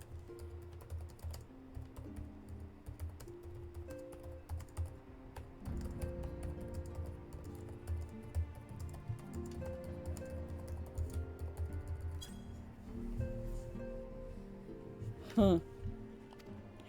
My dear Dan, I have you to thank for this recognition, I am sure, and I am flattered that you came to me, truly flattered. But why settle for a lowly apprentice when you could have the master? Upon matters of profit, there's no living soul better qualified to advise her grace than Chairman Lolorito, a man whose morning exertions are said to fill his guard robe with gold. Ew, I didn't want to know that. I know.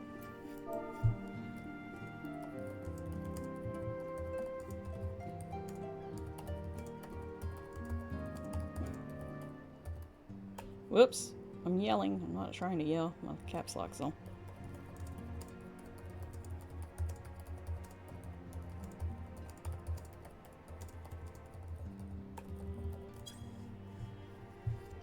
And that's still gross, Hancock. I should be happy to arrange a meeting for you, say at the Scion's former headquarters in Thanalin. The Waking Sands. Oh god, I know when I got to the Waking Sands. Would seem a suitable neutral venue for negotiations, don't you think? Fare you well, Dayan, and may your dealings prove fruitful. Yeah. Well, back to Nanamoo. Nanamoo. Oh, I had to be at the Wanking Sands in a long time, and then y'all gonna make me go back. It's some bullshit.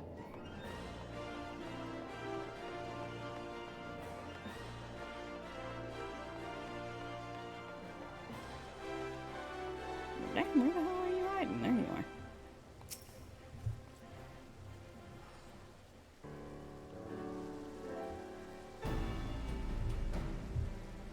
Welcome back, Dayan. Did your merchant friend have any useful advice to share? Kinda. With Lolorito, and you agreed to this? I'm well aware of his standing in the field of business, but I had hoped to keep the monetarists at arm's length, and him in particular. Nay, I cannot live in fear of the man. I must learn how to treat with him if I am to rule Ul'dah effectively. Very well. I will meet with Lolorito. Let us go on ahead to the Waking Sands and prepare for his coming. To the Waking Sands! I like how my phone's been mostly silent this whole time.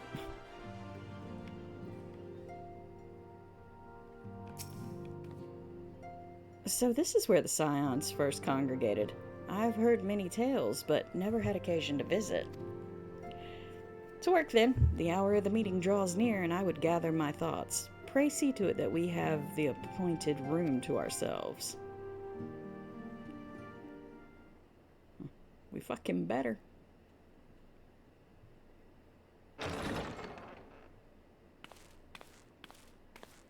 A personal summons from the Scions. This must be important business indeed. Though, if it concerns anything so underhand as an assassination, I fear I can be of little help. Ha ha ha.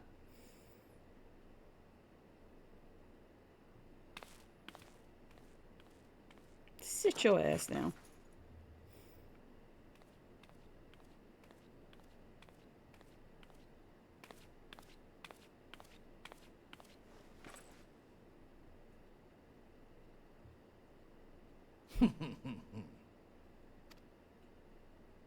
You have made your point.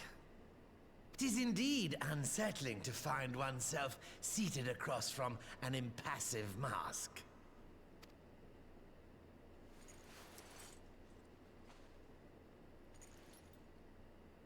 There, would this better please your grace? Or should I address you as Lady Lilira? Hmm?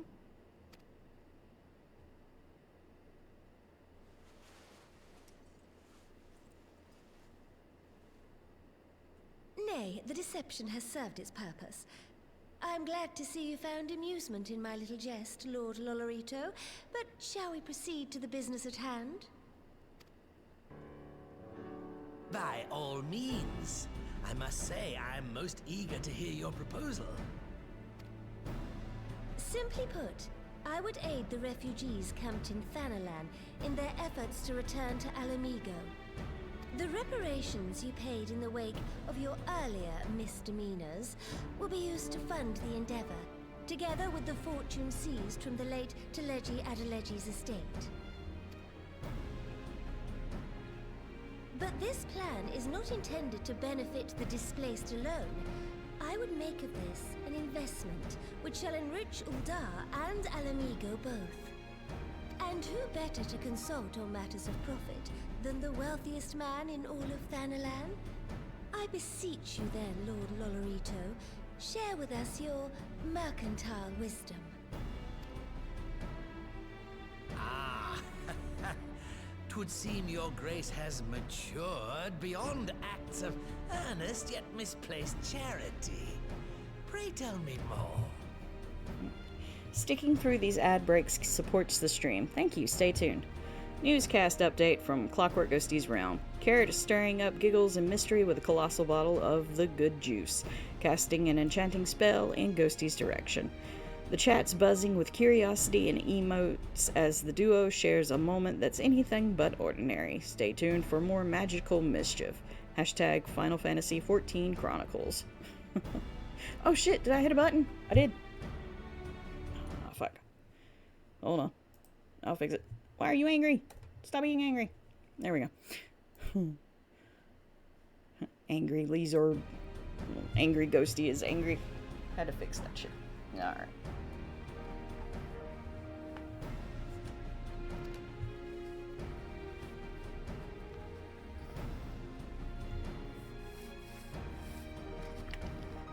To summarize, in return for facilitating the repatriation of refugees and assisting in the establishment of new industry in Alamigo, you ask that a proportion of all subsequent profits be promised to Uldar. Huh, I am impressed, Your Grace. 'Tis an elegant solution, albeit one lacking certain crucial details, specifically which industry and where. How swiftly you identified the weakness in my plan, just as I knew you would. Your travels have taken you across the length and breadth of Gear Abania, and you know the land far better than I. Which of the settlements you visited would best provide a home for our refugees? Which has the greatest potential to flourish, given the appropriate investment?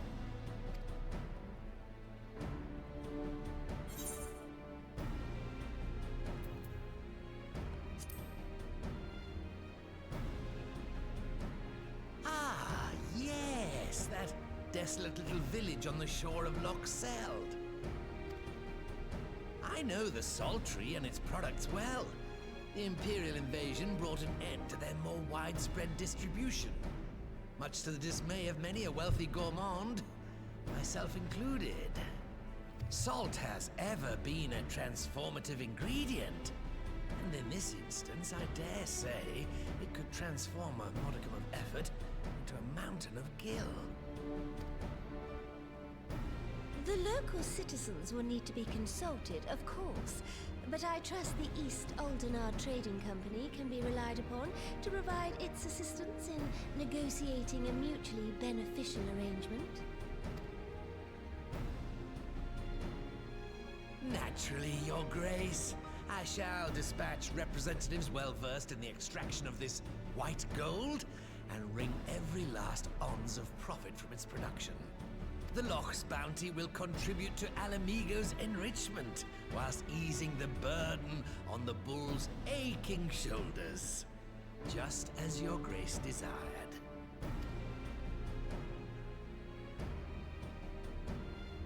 A deal is struck then.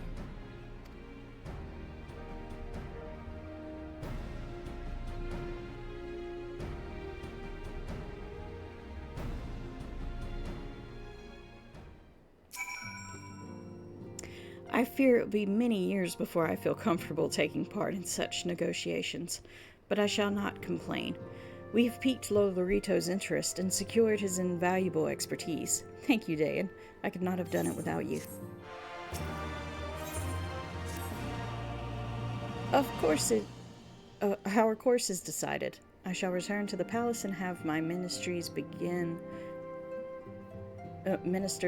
work on implementing the particulars of the plan.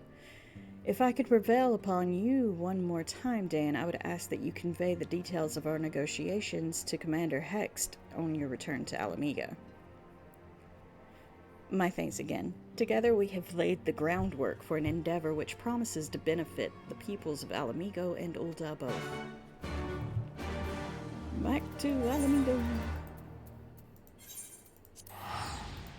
Whee!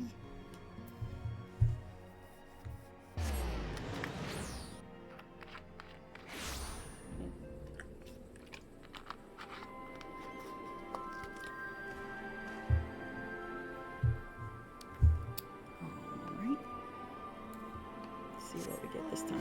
Oh, she was right here. I got the dragon again. Thought she was further in.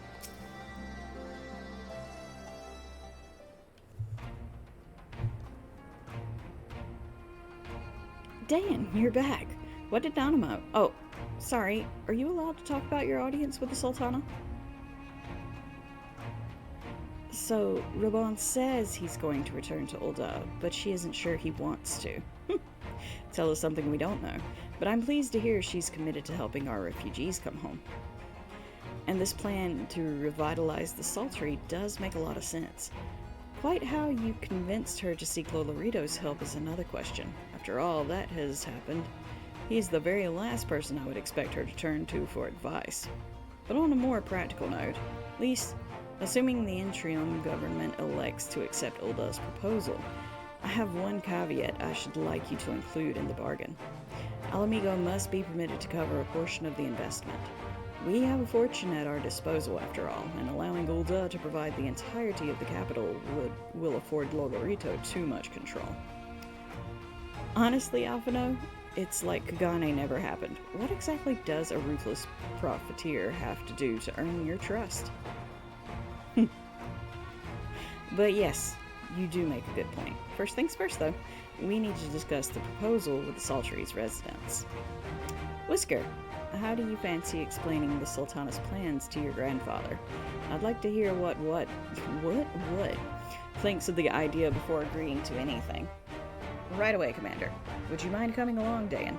I might need you to fill in the details. Then I shall come as well. Should Watt wish to discuss figures, my knowledge of nations' finances may prove useful.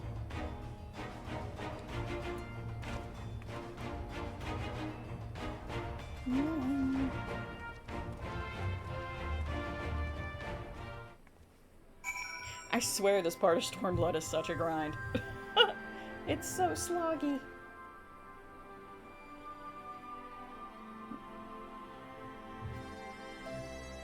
Alright, so this time I will need a mount probably to get where we're going. What do we got this time? Oh, Sky Slipper. Thanks for the hydrate, Kevin, and welcome in. I will hydrate and then I will get you a shout out.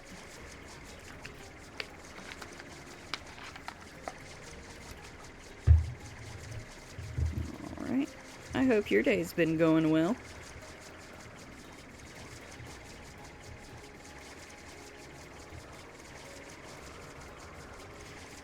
Meet Kevin, a real-life farmer turned digital agronomist. When they're not knee-deep in corn and sheep, they're sharing their farming wisdom with the world. From planting to harvest, this friendly streamer welcomes questions and suggestions faster than a tractor on a straightaway. Tune in for a down-to-earth experience that's anything but sheer boredom.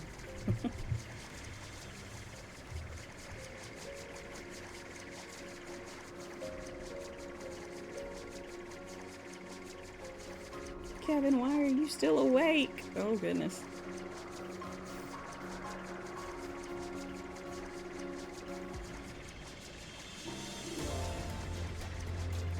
Could have been worse, but could have been better. I don't know. I want to live forever. but in forms of my choosing. Oh no. Oh. That's fair, Suda.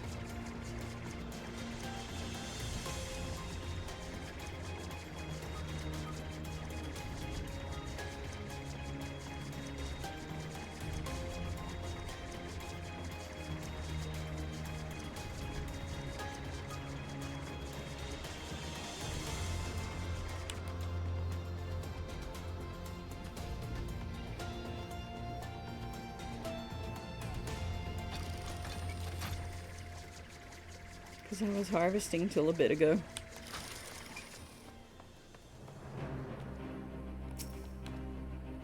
What manner of mischief brings you youngins to Old Wat this time, eh? They want to rebuild the Saltery, Grandad. Dayan, tell him about the deal. Does the good juice count as elixir? Oh no. Well, bugger me. We've never had the coin or the hands to put the place back to how it was, but it sounds like that's about to change. There's just one small wrinkle in your plan. Does it account for all the nasties queuing up to eat anyone who goes near the shore? The king used to send soldiers to cull the buggers, but the Imperials weren't about to help the likes of us. Don't worry, Grandad, we'll take care of all that. Commander Hext has been talking about starting up regular patrols, and I'm sure she'd assign me to the lock if I asked. I'd appreciate that, Whiskar, my lad. Truly I would. So, does this mean you've gotten better with the blade of yours? I've been training, aye, but mostly to kill Imperials. You've some experience hunting monsters, don't you, Dayan? Think you could cast an eye over a few of the local beasties and teach me how to deal with them? Leave it to me. Let's not waste any time, then. I'll see you by the lock. Whilst you're busy attending to the local fauna, I shall have Master Watt explain to me exactly what is required to restore the Saltery to its former glory. Good hunting. Nope. Let's see what we get. Oh, I got the eyeballer.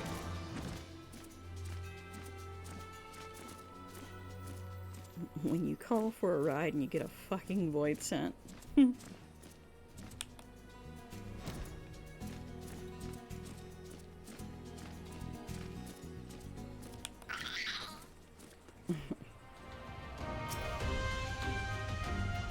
Right then, Dan. I've got a spyglass here you can use to take a closer look at these pests. Once you've got their measure, you can tell me what to do, and we'll see how well I get on. Oh no. At least it's something besides running back and forth. Let's see what you got. Learn more about the Yabby. Observe the Yabby to determine its vulnerabilities. Alright. Let's see.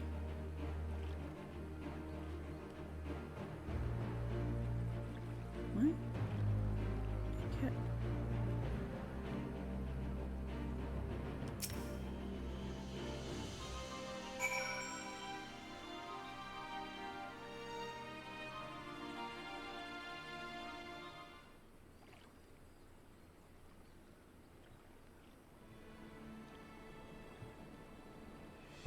The Yabby's entire body is protected by a hard carapace, but the underside of the head looks soft and vulnerable.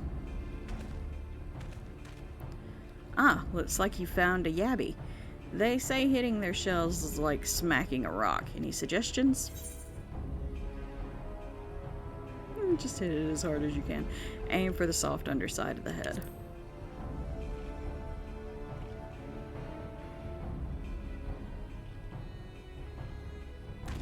Vulnerable under the head, are they? Right then. Wish me luck. Good luck. I think the good juice can count as anything you want. That's fair.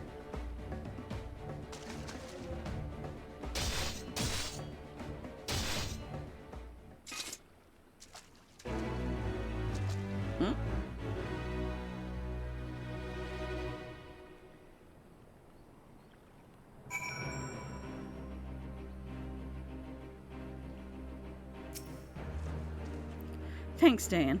I did just as you told me, and the wavekin went down like a sack of popotos. Let's find something else.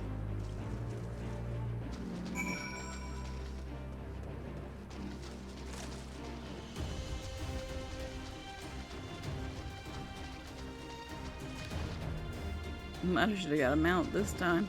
Every time I think it's going to be close, it's far. Every time I think it's going to be far, it's close.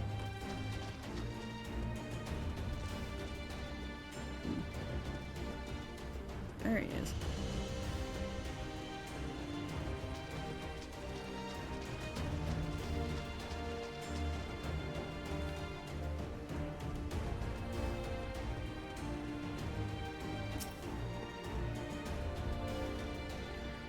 I think I can handle the yabbies now, so we should try something different. What else is out there?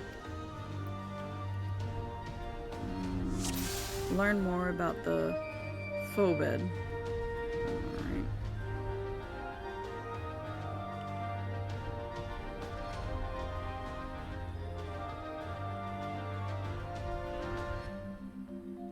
Oh.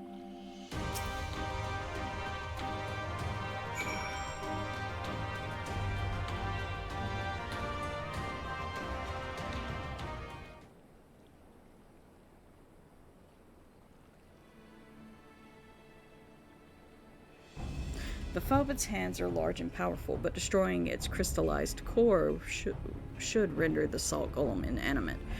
You sense power pulsating from behind its brow. A phobad. How do I defeat one of those? Destroy the core within its brow.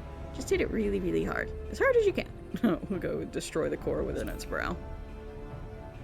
I don't want to give the poor guy bad advice. Inside its head, is it? I'll try to stab it right between the eyes then. Or through the eyes. You would think that going through the eyes would be easier than trying to stab it in the forehead.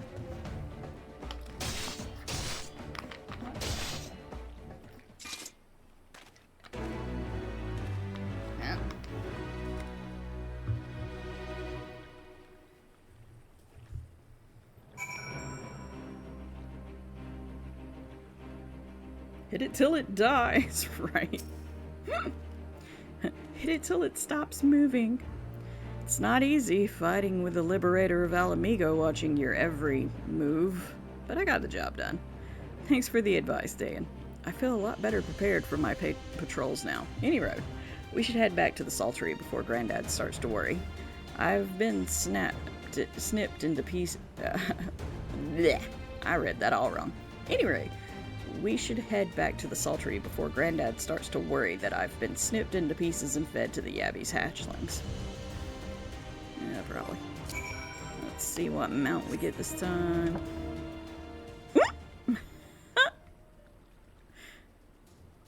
Because of course it would be the chair.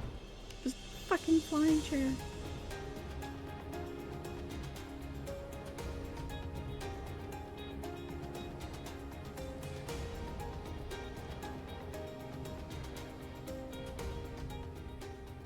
The throne, right?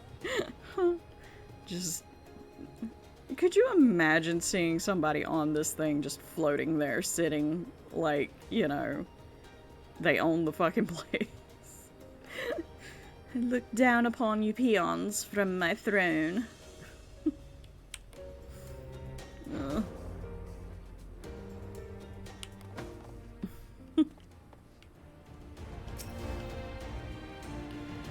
I see you've returned in one piece. Dealt with those beasties then, did you? Would freak me out, to be honest, right? I fought them myself after a bit of instruction from Dayan here. Like, once I've shared what I've learned with the others, we should have no trouble keeping the shoreline clear. Good lad. A fine young man you've become, Whisker. A fine young man indeed. Too often of late I hear tales of folks over in the city, drunk on victory and hungry for revenge, their heads stuck firmly in the past. But we need to set our sights on the future, on things which will improve our lot. Things like getting the Saltery ready to welcome our long-lost countrymen.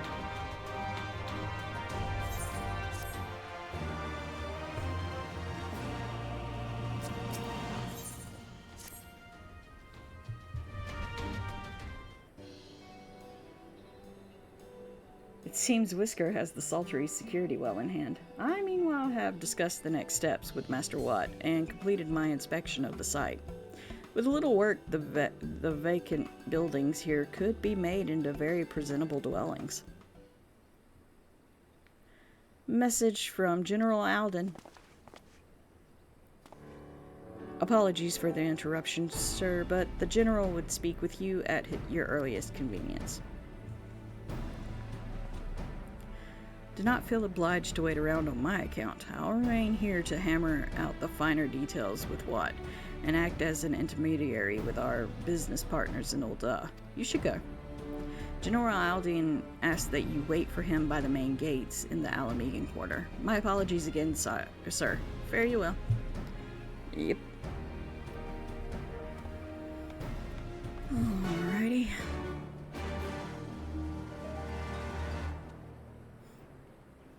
What mount do we get this time? Oh. Okay. It's still weird that this thing can fly. Ain't got no wings.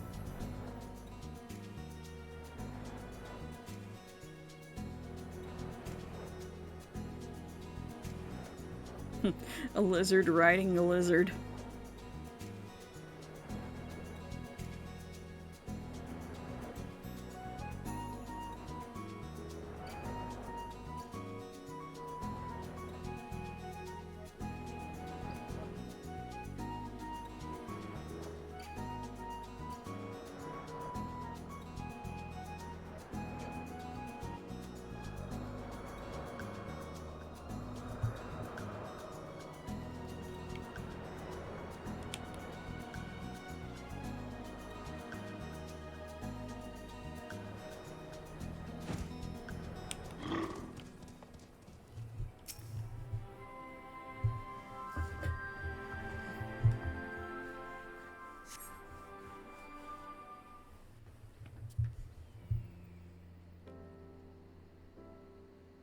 Got nighttime awful hurry.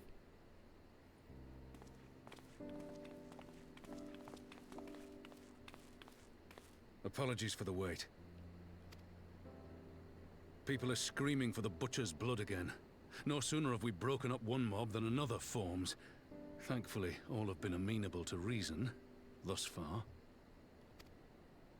But it is no concern of yours. We must speak of the men Arenvald and his comrades apprehended in the peaks. By their uniforms, the captives were first judged to be Imperial troops. But after further investigation, their true identities came to light. I dare say you remember Yuyuhasi and Laurentius, the fugitives who conspired with Captain Ilberd in the Crystal Brave's betrayal. Yep. Aye, well, it would seem they followed him all the way to the wall. It was they who orchestrated the slaughter of the Resistance fighters prior to the Griffin's infernal ritual. Were it in your hands, how would you punish these men?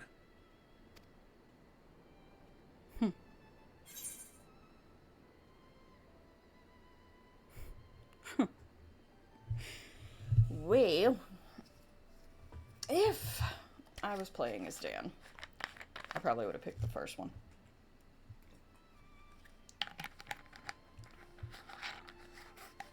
Playing as my own character, though, still kind of go with the top one. But Raban might not like that. We've been trying to save this one chick who murdered more people than Laurentis and Yuyuhase did. So I guess execution is not the answer.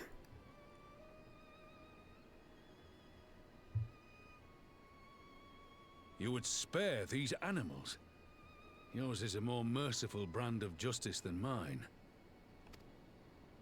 In any event, I thank you for your honesty.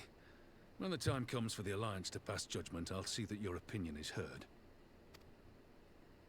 Well, yeah, but if you happen to drop a rock on him, I won't be mad. But there is more I would say. Walk with me.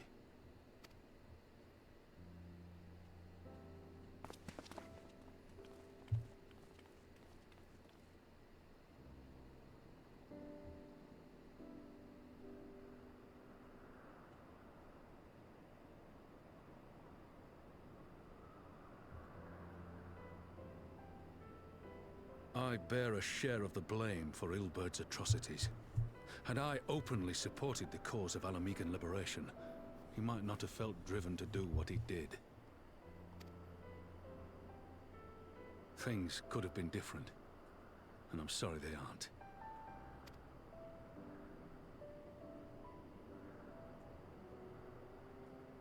But even after all that has happened, my homeland is free. With the Scions and the Alliance at their side, my countrymen have reclaimed what many thought lost forever. Under her new leadership, I have every confidence that Alamigo will emerge from the shadow of the Empire and rise once more to greatness. Anything? Lol. Which means my work here is done. Soon I will return to Uldar and take my place at the Sultana's side. Father... I'll not deny there's a part of me that wants to stay. The same part that contemplated renouncing my rank and joining you as a wandering sellsword.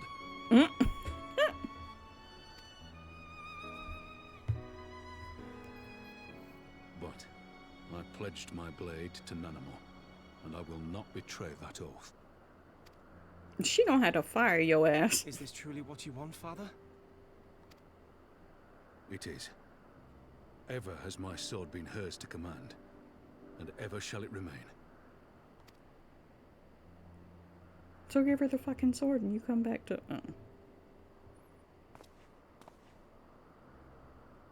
Thank you for lending an ear. When all the rest are clamoring for me to stay, I trust you'll send me on my way.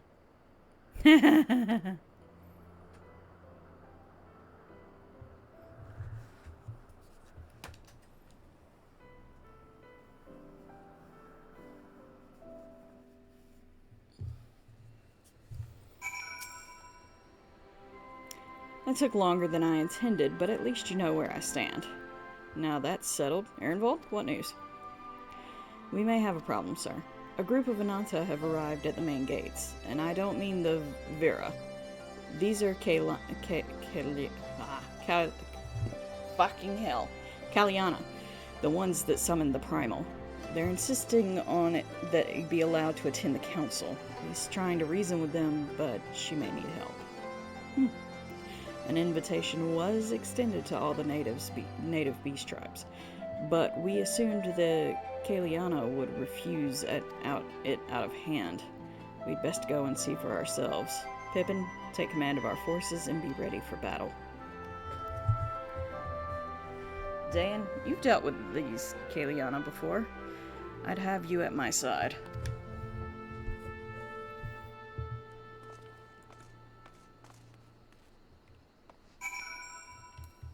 Y'all ran that way and it's over there. Oh! My giant ass watermelon!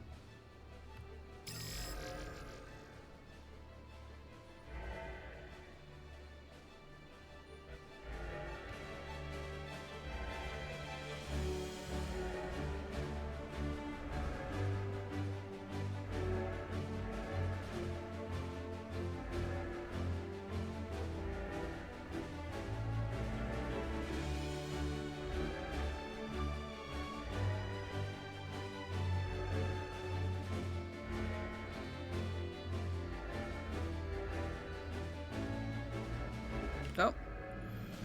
I was enjoying the fly. Just flew right the fuck over it. Beep. Oh. Hey.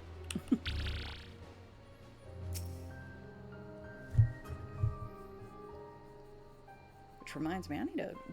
me writing that actually reminded me I need to get back to doing PvP so I can get the rest of the stuff before this term ends. Dan, Raban, gods, it's good to see you. Ah, the Slayer has come.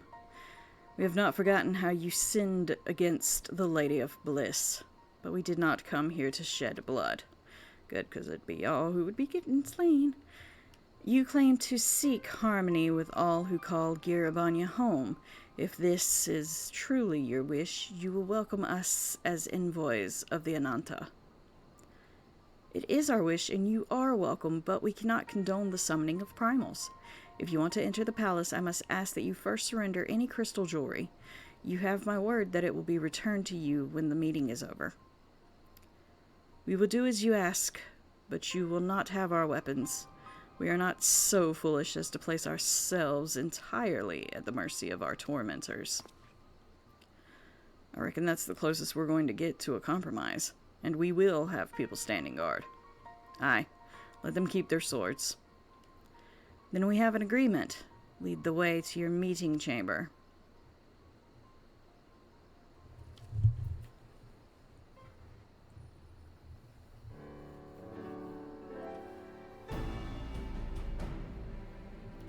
Why do I have a feeling we've welcomed a viper into our midst? Ha, because they're snake ladies. I'm sorry.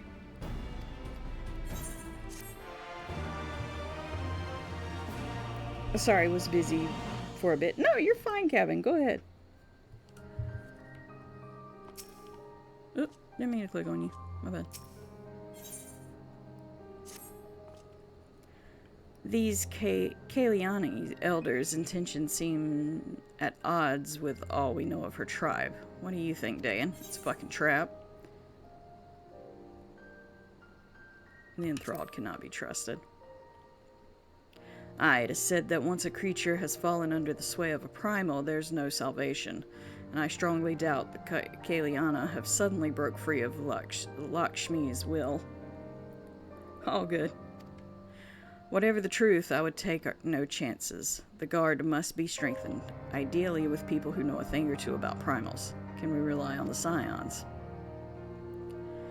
I'll round up our comrades and send them to the Alamegan quarter. You can go on ahead if you like, Dan. My thanks. I'll see you at the palace. Yes, you can think it to be anything. Whether it actually is, that's a different story. Alrighty. Let's see what we get this time. Oh. Medium bastard.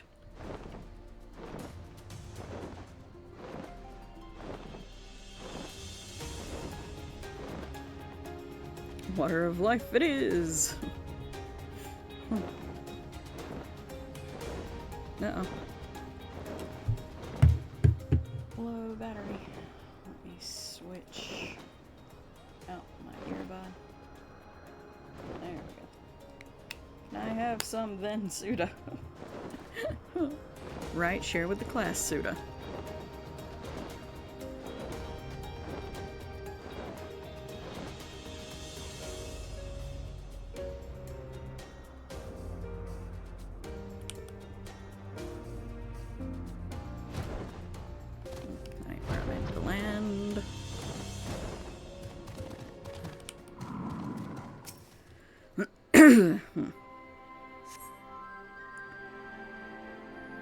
Please do.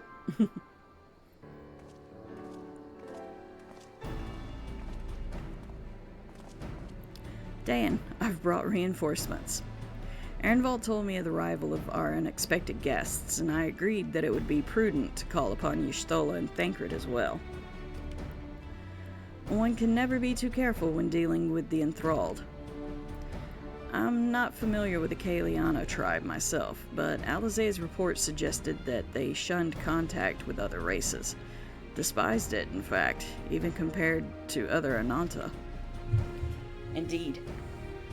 This apparent reversal in attitude is most curious. No one expected a response to our invitation, much less an envoy, and I imagine Lys was forced to make some rather hasty arrangements in order to accommodate them. Speaking of which, how should we deploy ourselves? If the meeting is to be held in the throne room, 'twould seem wise to have eyes both inside and outside the palace. Y'shtola and I can stand guard without. That leaves the three of you to keep watch over proceedings in the throne room itself. Understood. We should join General Alden inside then. Dayan, do you know of the rear entrance to the palace? It's on the eastern edge of the city, at the top of the stairs. The guard there should have been instructed to let us pass. Okay, you gotta go to bed. Have the best stream, Ghosty lurking. Okay, thank you. Thanks, Kevin. Have a wonderful evening. I hope you rest well, and thanks for the lurk. Oh, Mount Roulette, what we got? We got this thing again. Oh, man. Alright, y'all shouldn't give me the same thing so often. I mean, I'm all here for the Sky Slipper, but gives me something different. There we go. You're with the Scions, sir. General Alden left orders that you were to be escorted inside. If you'll follow me. Yep.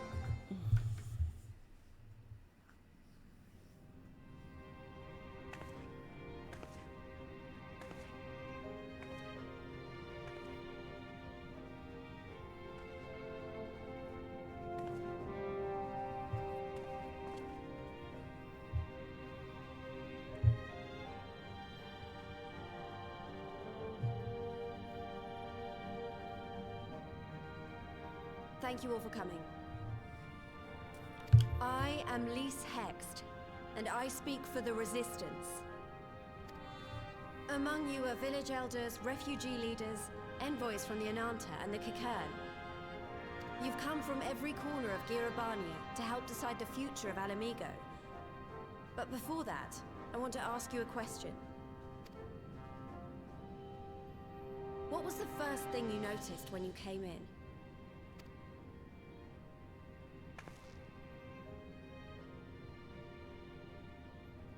For me, it was that empty throne.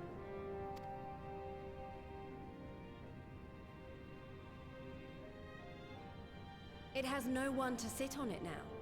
No viceroy, no king. Would any of you like to take their place? Or should someone else sit there?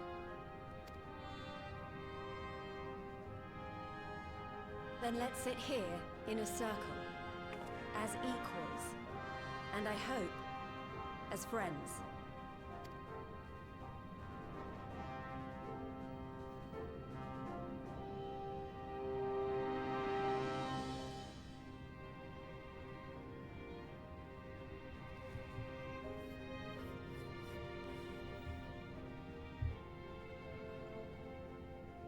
Expertly done. Lise has removed monarchy as a choice early in the game, and positioned them to consider a joint government. All things considered, I would say events have got off to a fine start.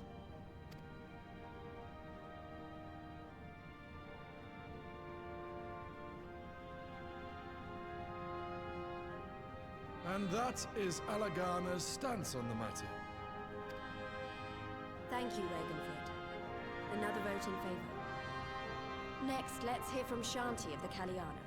Tell us, how do your people feel about the idea of a republic?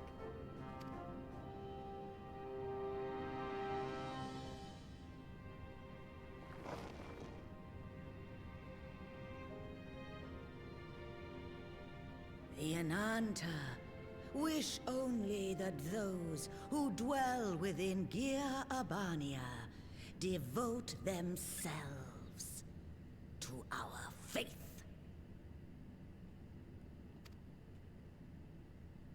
You shall all worship Sri Lakshmi!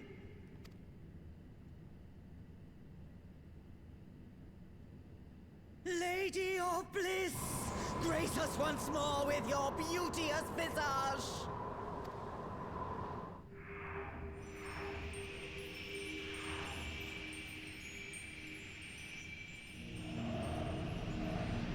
Whoops.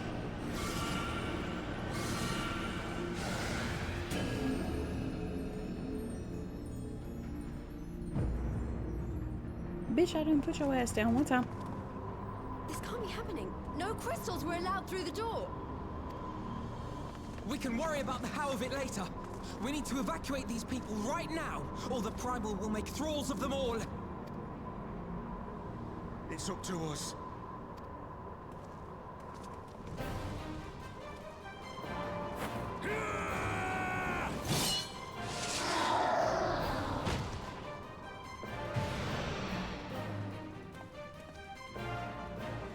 Well, we'll wait for that. She done summoned the damn thing.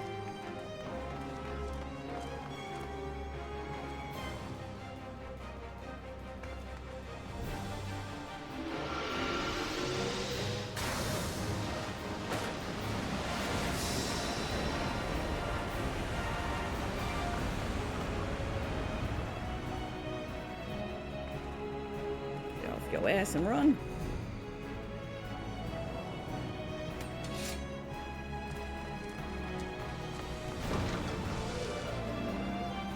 Enthralled. Gods damn it! The guards were already turned! Fools!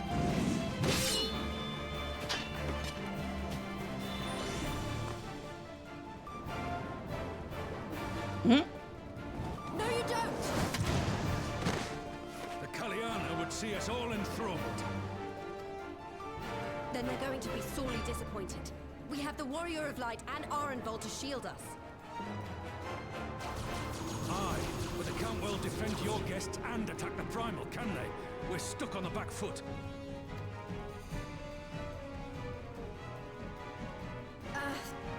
All right, I think I have an idea. Keep these people safe, General. I'll be back as soon as I can.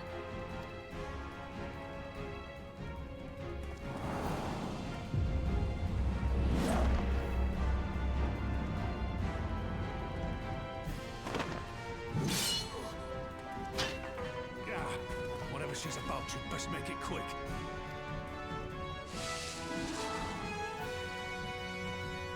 Come then.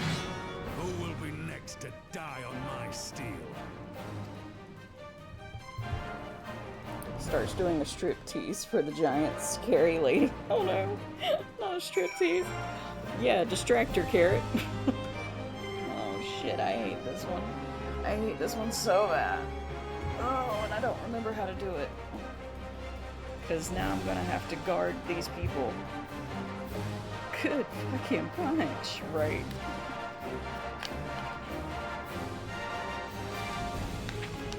Well, nothing to do but give it a try. Let's see. Oh, how do we fight her without leaving our allies wide open? We can't stay on the back foot forever. No, damn it, if I think like this, we've already lost. I have the Warrior of Light at my side. We can do this. Straight down the pipeline, too. Right. Isn't that right, Dan?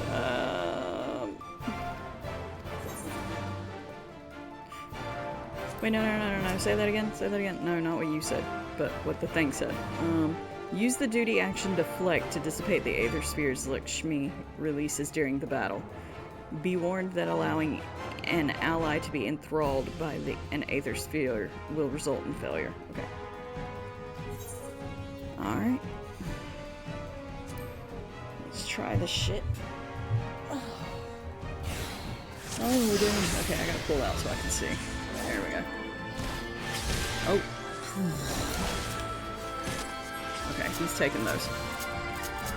Oh, I wish I had my good shit. Oh, nope. I got this one. Come on. Oh. Okay, yeah, that's what I gotta do. Alright, cool.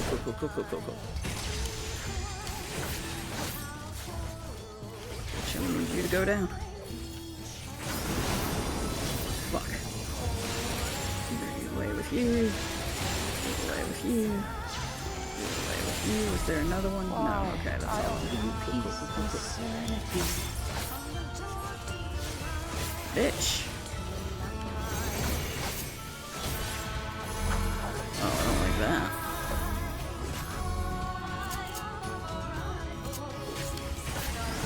Oh, you bitch. Shit. That hurt.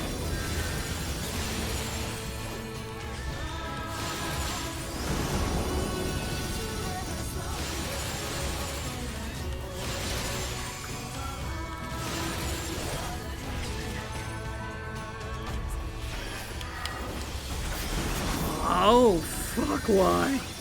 Alright. Do it once. No.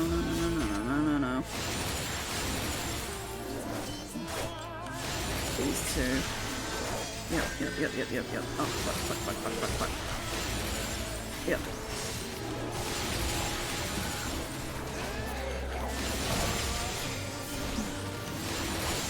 There's three. These two. Oh, shit. No. Oh. God damn it. Duty action. Yeah. Oh, that's too many.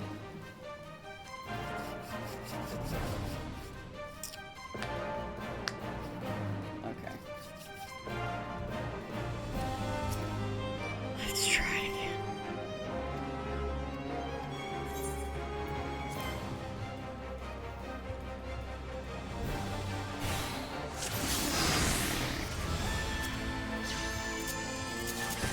Go ahead and hit you with this. Try to take you down a few pegs. Alright, this is easy. That one. Get that one. There. Easy.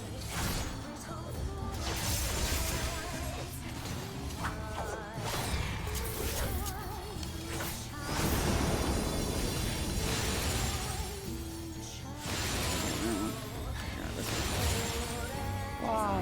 I offer you peace and serenity.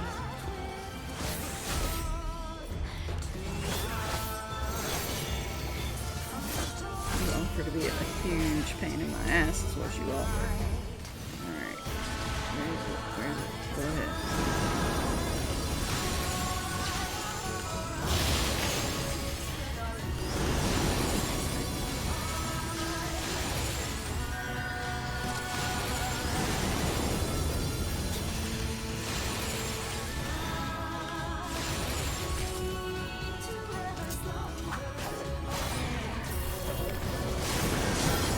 Oh, here we go.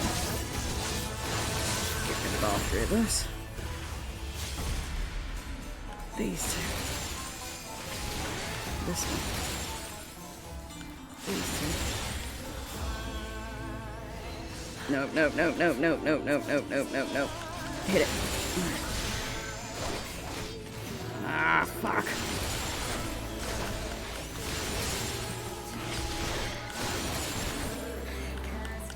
No, no, no, no, no, no, no, no, no, run. Run, run, run, run. I shall free you from your hate. Oh, for fuck's sake.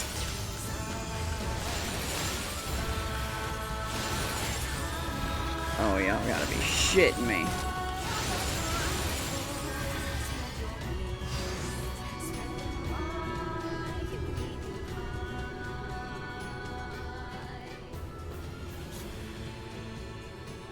Damn it all! It's only a matter of time before we miss one. You think?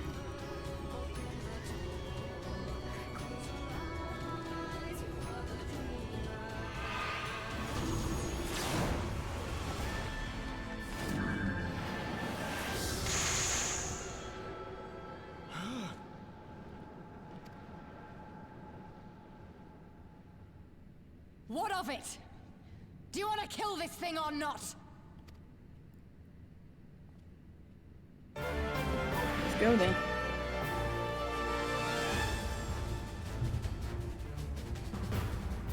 I don't know, could some of y'all like run out?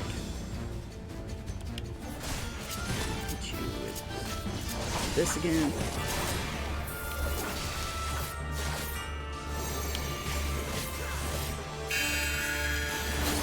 Ah, shit. Why are you coming this way? I don't love all the fuckery. Yep.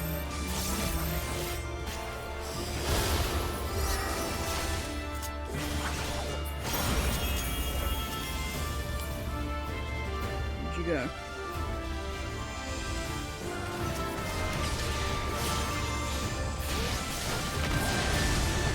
Good. Fucking run.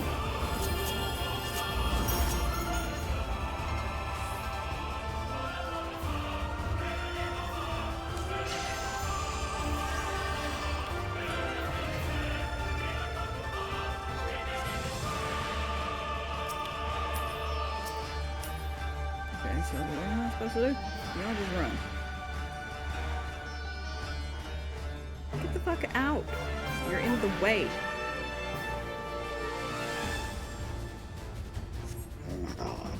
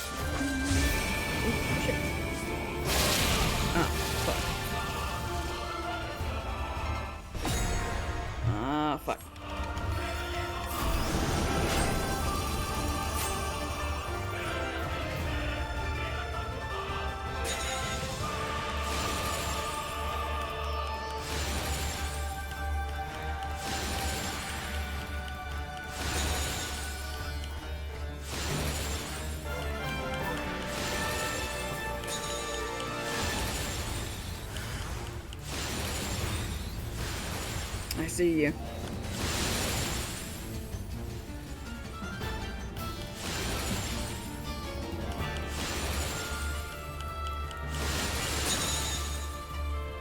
Alright, bitch.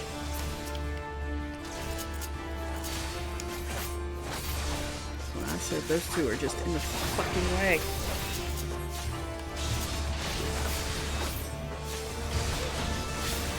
Do not your souls weigh heavy? No, but the size of your ass might feel kind of heavy in a minute.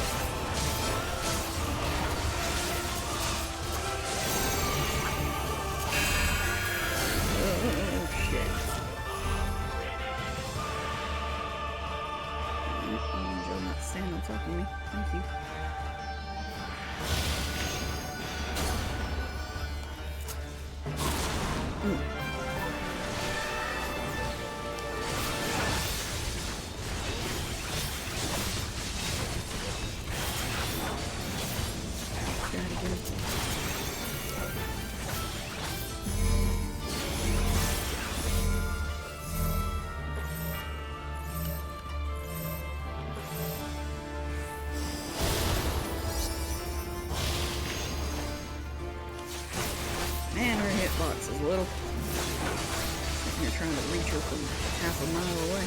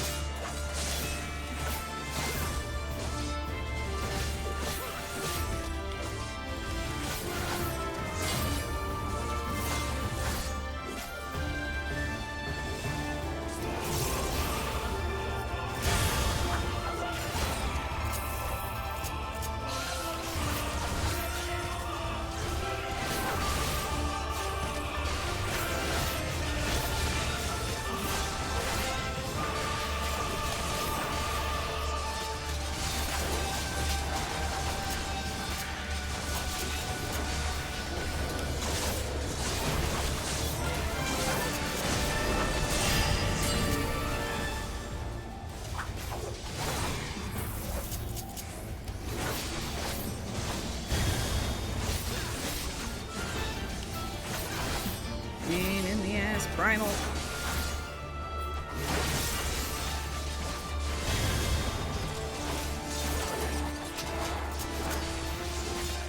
I'm working on it, but they didn't exactly see fit to give me a damn fucking fuck. They didn't give me a goddamn thing to.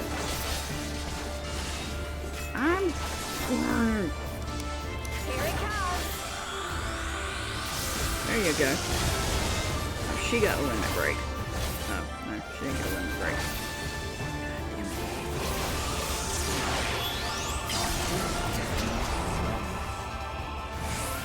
Huh.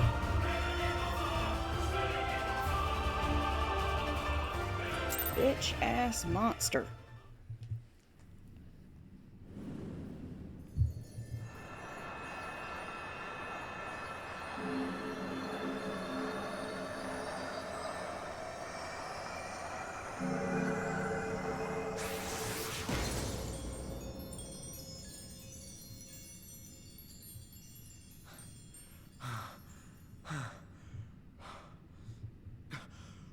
We did it! We beat her!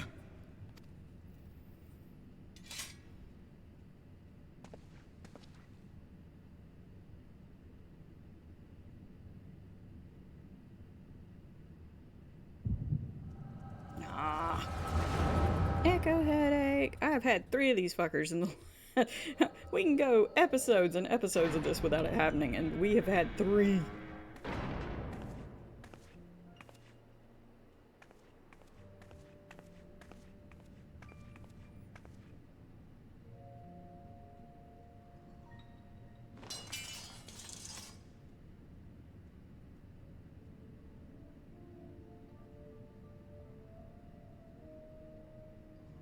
What is this? I'm only gonna say this once. The Ananta just summoned their primal in the throne room. My friends are fighting her, but they need help. They need someone with the Echo, and by the gods, I wish I had it, but I don't.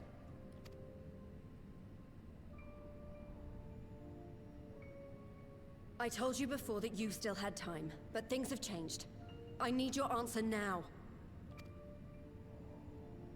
You can end it like Xenos, or you can fight for Alamigo. Your choice.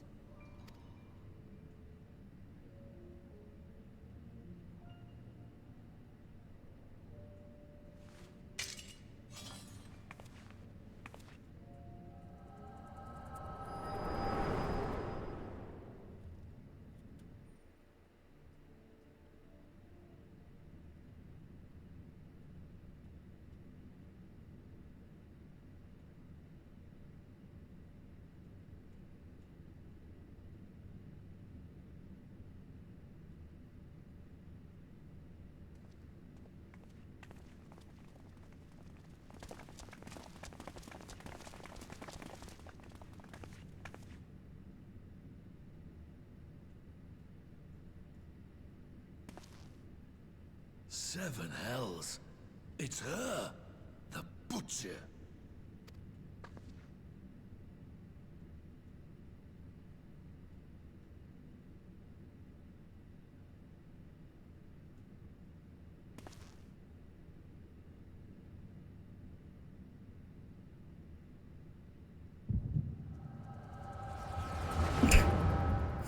You get another echo headache too. Yay, you.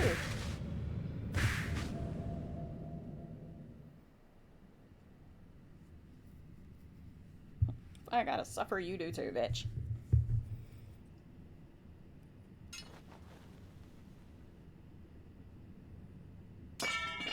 Mic drop. Oh. It's done. Take me back to my cell.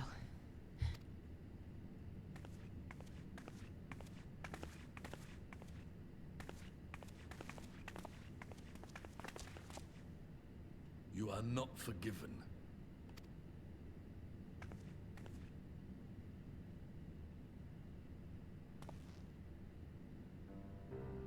Not you. You I will never forgive.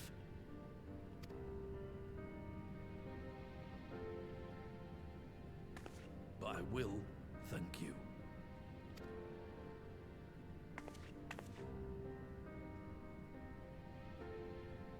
For standing against a primal and saving us from servitude. You have my thanks.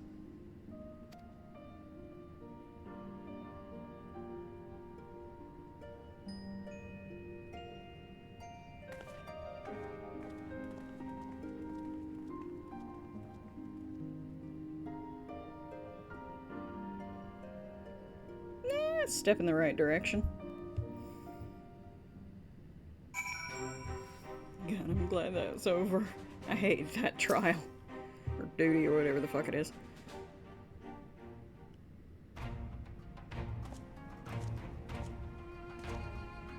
Well fought, Dane, Ehrenwald. That was a near thing. Aye, our stand against the Kaliana would have been brief indeed had you not volunteered for guard duty. We'd be in thrall as surely as our sentries were. They must have planned this far in advance. Security was my responsibility, and I know how dangerous primals can be. I should have... It's my fault. My stupid mistake. Nay, lass, we were all caught unawares. We will take this as a lesson, and watch our own more carefully in future.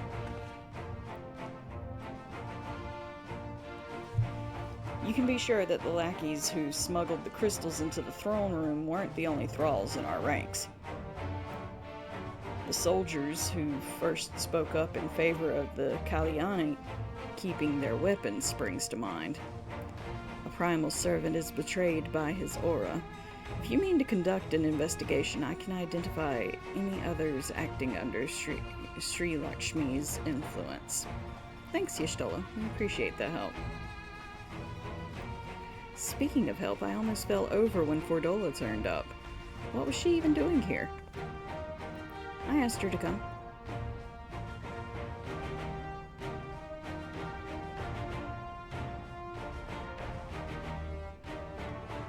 Well, that explains it then. It's sad, but Ragnfried was right. Her victims will never forgive her for what she's done. But I don't think Fordola picked up that sword looking for forgiveness. She wanted to fight for our country. If you say the world in which Fordola grew up is partly to blame for what she became, then as an Alamegan, I feel responsible for improving that world. We can't ignore what's happening right now. We have to show people a better way than vengeance, or we risk giving birth to a new generation of skulls. I know it's idealistic, but I want to help people to let go of their old grievances and make peace with each other. And I'll hold 1,000 meetings and talk till I'm blue in the face if that's what it takes. It is a long and arduous path you have chosen, but one well worth walking. Rest assured that I will do what I can to help you reach your destination. Thank you, Alphino. The first step will be to get our representatives back in the throne room. They're a little shaken, but not one of them seemed ready to run. We're all determined to finish what we started. I'll see that you're not interrupted. Dayan, you and the Scions are to stand down. Get some rest, you've earned it. No kidding. Back looking at the stars.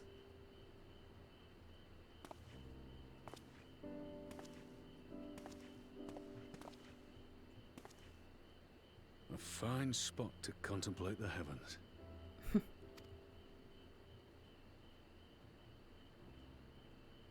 The meeting is over. The envoys have chosen to instate a government model on Ishgard's House of Commons, a ruling body of representatives elected by the people.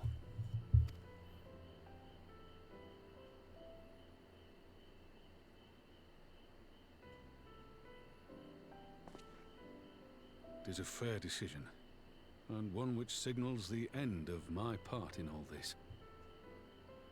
But I would gaze upon Girabania's stars one last time before I leave.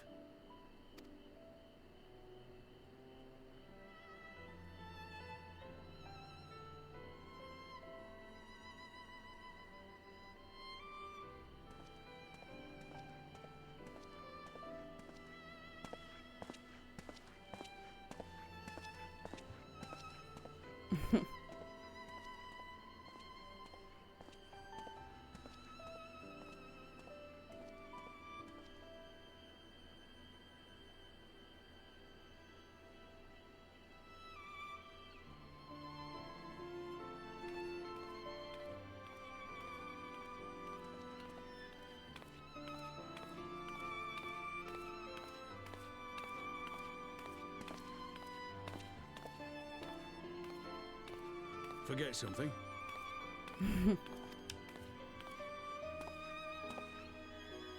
Your Grace, there was no word.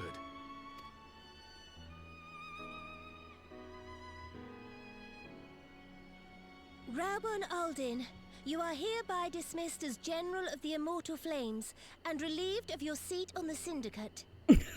She did fire his ass. When you have to fire the man you love to make him actually go the fuck home and do what he really wants to do. Sticking through these ad breaks supports the stream. Thank you, stay tuned. In 1965, their model of James Bond's Aston Martin DB5 became the UK's first Toy of the Year. Which company created the iconic miniature? Find out when the ads end in about 3 minutes.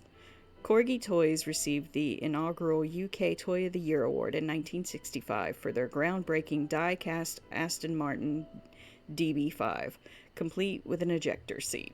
Huh.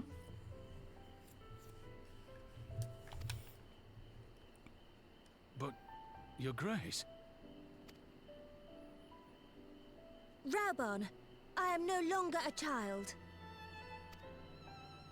Stay here in your homeland. Work with your brethren. Rebuild Alamigo. You desire to stand alone. I understand, but remember what happened. remember full well the consequences of my naivety, and thus did I consult at length with a most trusted advisor ere I embarked upon this course. A most trusted advisor? And what of me? Am I no longer deserving of your confidence? What trust can there be between us when you withhold the truth from me? Lover squirrel. Did you think me oblivious to the anguish in your eyes when you spoke of returning to Uldar?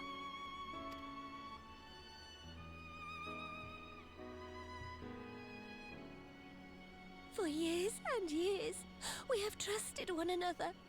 Yet now you refuse to confess your heart's desire?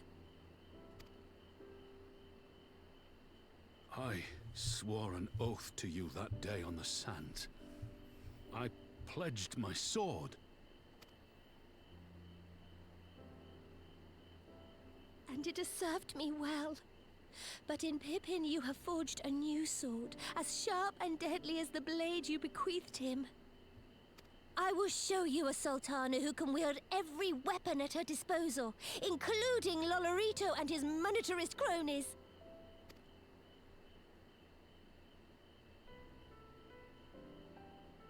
So follow your heart, please. You are home. You are free.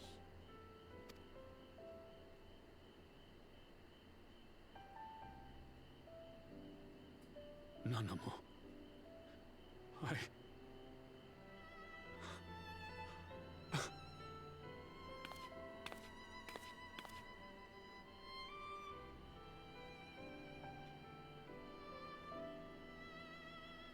Smile for me, Raubon. I would have this parting be a joyous one.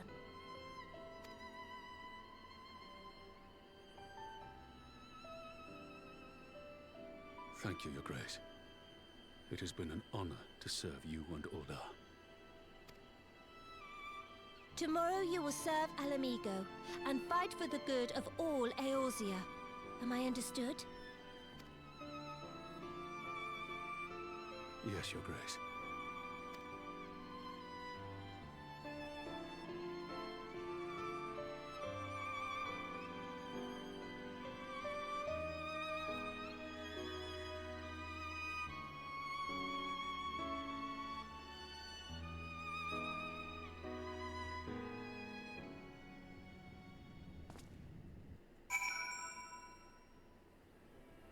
Well then.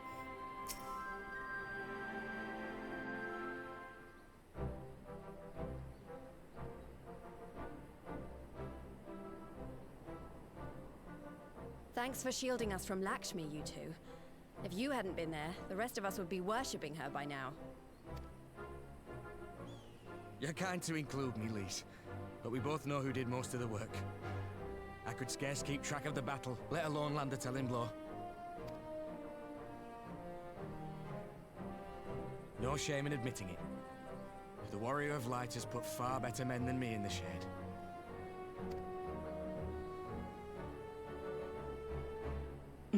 Story-wise, yes. Gameplay-wise, Did I mention that I encountered the Sultana in the palace? It would seem Her Grace has come to Girabania to oversee the final stages of her relocation project. She was in search of General Oldin, and I directed her to the rooftop garden. I do hope he was still there. Are you in the habit of gossiping about the affairs of royalty, Master Leveilleur? Certainly not, Your Grace. I was merely informing my companions. Be at ease, Alphino. 'Twas only a jest.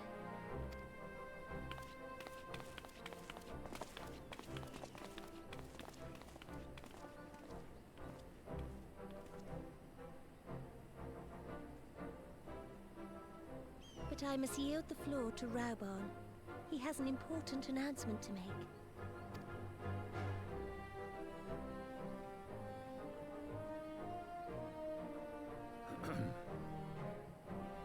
As of yesternight, I have been relieved of my post in the Immortal Flames and the Syndicate both.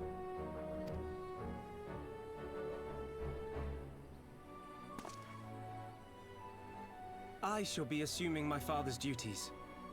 And may I say that Tizona has never felt heavier upon my back.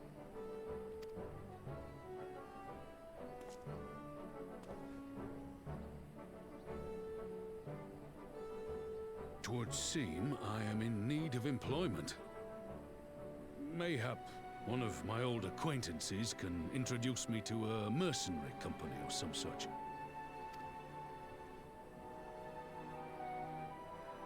You may be getting on in years, father, but you'd struggle to find a band of sellswords who wouldn't snap your hand off. Your remaining hand.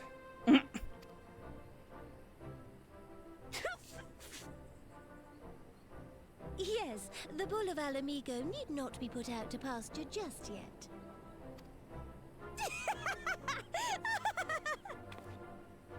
Your Grace has developed a wicked edge to her humor, and you, Pippin, would do well not to laugh when the future may hold the same for you.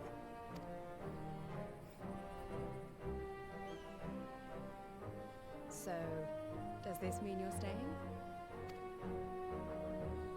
Aye. That seems to be the way of it. I would be glad to aid you in rebuilding our nation, if you'll have me. If, he says. Welcome home, Rauban.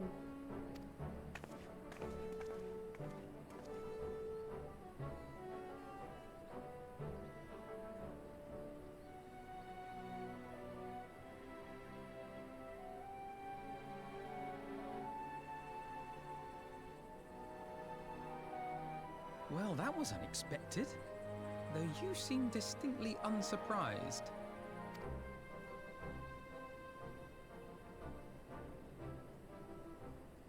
Either you're more astute than I give you credit for, or I'm losing my touch. In any event, one thing is certain. Alamigo will rejoice at the homecoming of her dearest son.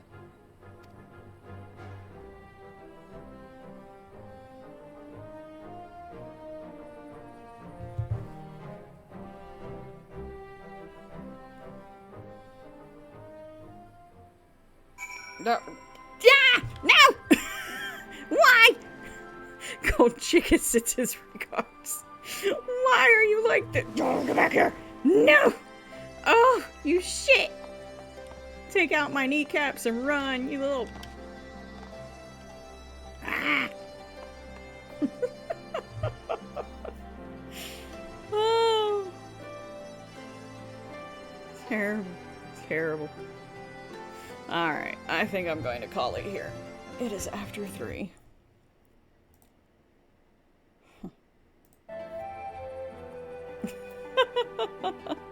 Yeah, love you too. Oh. She waited, she plotted, she planned. That will never get old. Alright. We're going over to the Just Talking page. There we go. But I do thank you guys for joining me tonight for more Final Fantasy XIV Road to Dawntrail. We're in the post-Stormblood area of the game. Now, having said that, we probably won't continue Road to Dawntrail until November. When October starts, I'll probably mostly be playing horror games. There is still some Final Fantasy stuff that we will probably do during October. I think we might still be doing raids for right now, so I will be doing that. And then maybe switching over to a horror game after or something. There's also a Final Fantasy XIV and Monster Hunter Worlds event coming up in October that I will definitely do while it's out on stream. So, I mean... You're still dealing with monsters, so it's still Halloweenish. But anyway, let's do our side effects. As always, Shy Guys Entertainment is on hiatus, so they will not be back tomorrow. I will be back Tuesday with raids and maybe something else I haven't decided yet. I might do the Monster Hunter thing that's already available from the old Monster Hunter game, I guess. Crossover with Final Fantasy. I might do that Tuesday just to kind of get that opened up and stuff going from there before I do the newer one. when it comes out. Thursday will be when we start our horror game streams for October.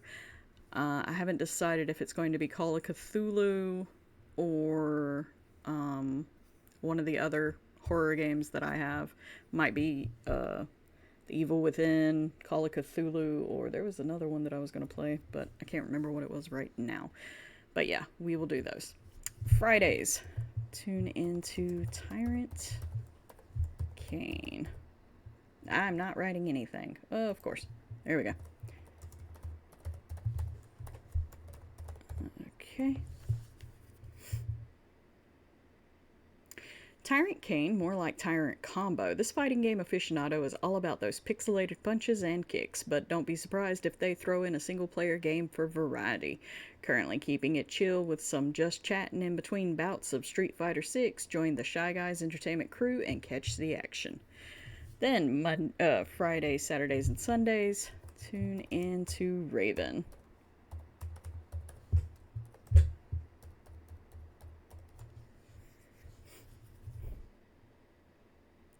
Get ready to scream. Raven is all about that survival horror life, from Fears to Fathom to Outlast Trials.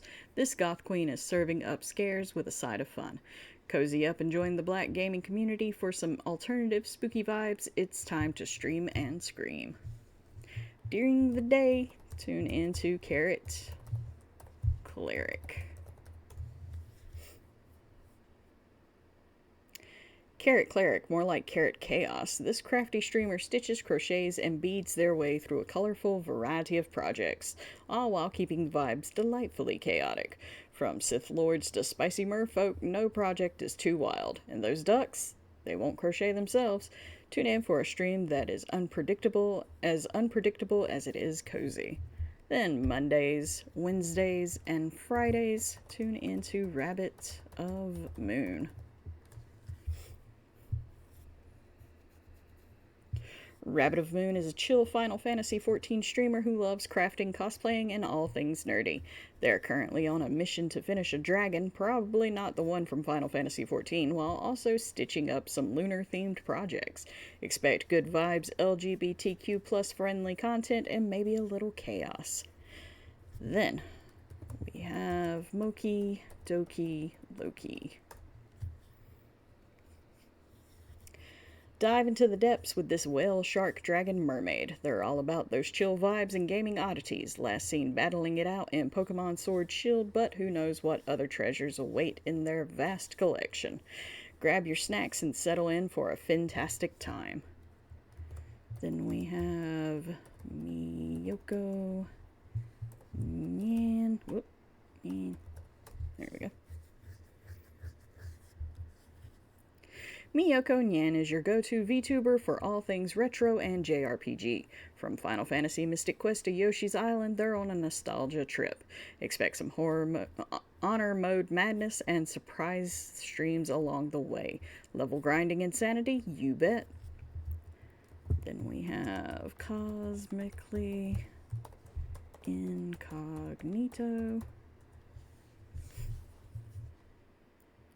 Cosmically Incognito is a laid-back streamer who enjoys the simple things in life, like 90s nostalgia and a good game of Pokemon. They're currently on a Shaw kick, whatever that is, but don't expect to see their face anytime soon. They're rocking the no-cam look. Then, last but not least, we have Koki-san. Koki-san is a bilingual Boricua streamer on a mission to explore storytelling and Japanese culture. They mix language study, game design, lore research in their streams. From God of War to Nintendo Directs, it's a multicultural journey. Expect behind-the-scenes work and lots of bilingual fun. There's always somebody in or around the community to hang out with, and I thank you guys so much for hanging out with me tonight. Let me find us somebody to raid into. See who is up. Oh, let's see. Oh, Grampy back. Let's give Grampy back a shout out then.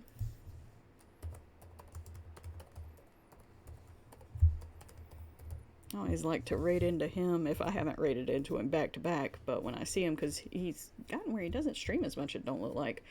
Grampy Back is a veteran streamer who loves their single-player games, especially if they're retro or indie. They're all about that achievement hunting life, and it's got Capcom in the title even better. Fighting games and anime? You bet. Just don't ask them for help, unless you really mean it. Alright guys, let's go and say hi to Grampy Back. I will see you guys back here Tuesday night.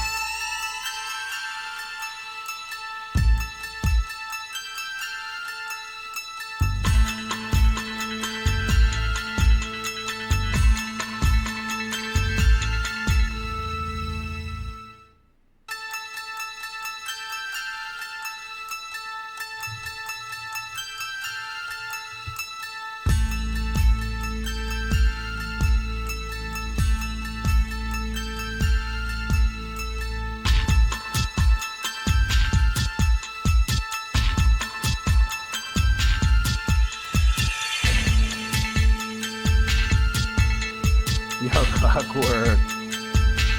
Thank you for the raid.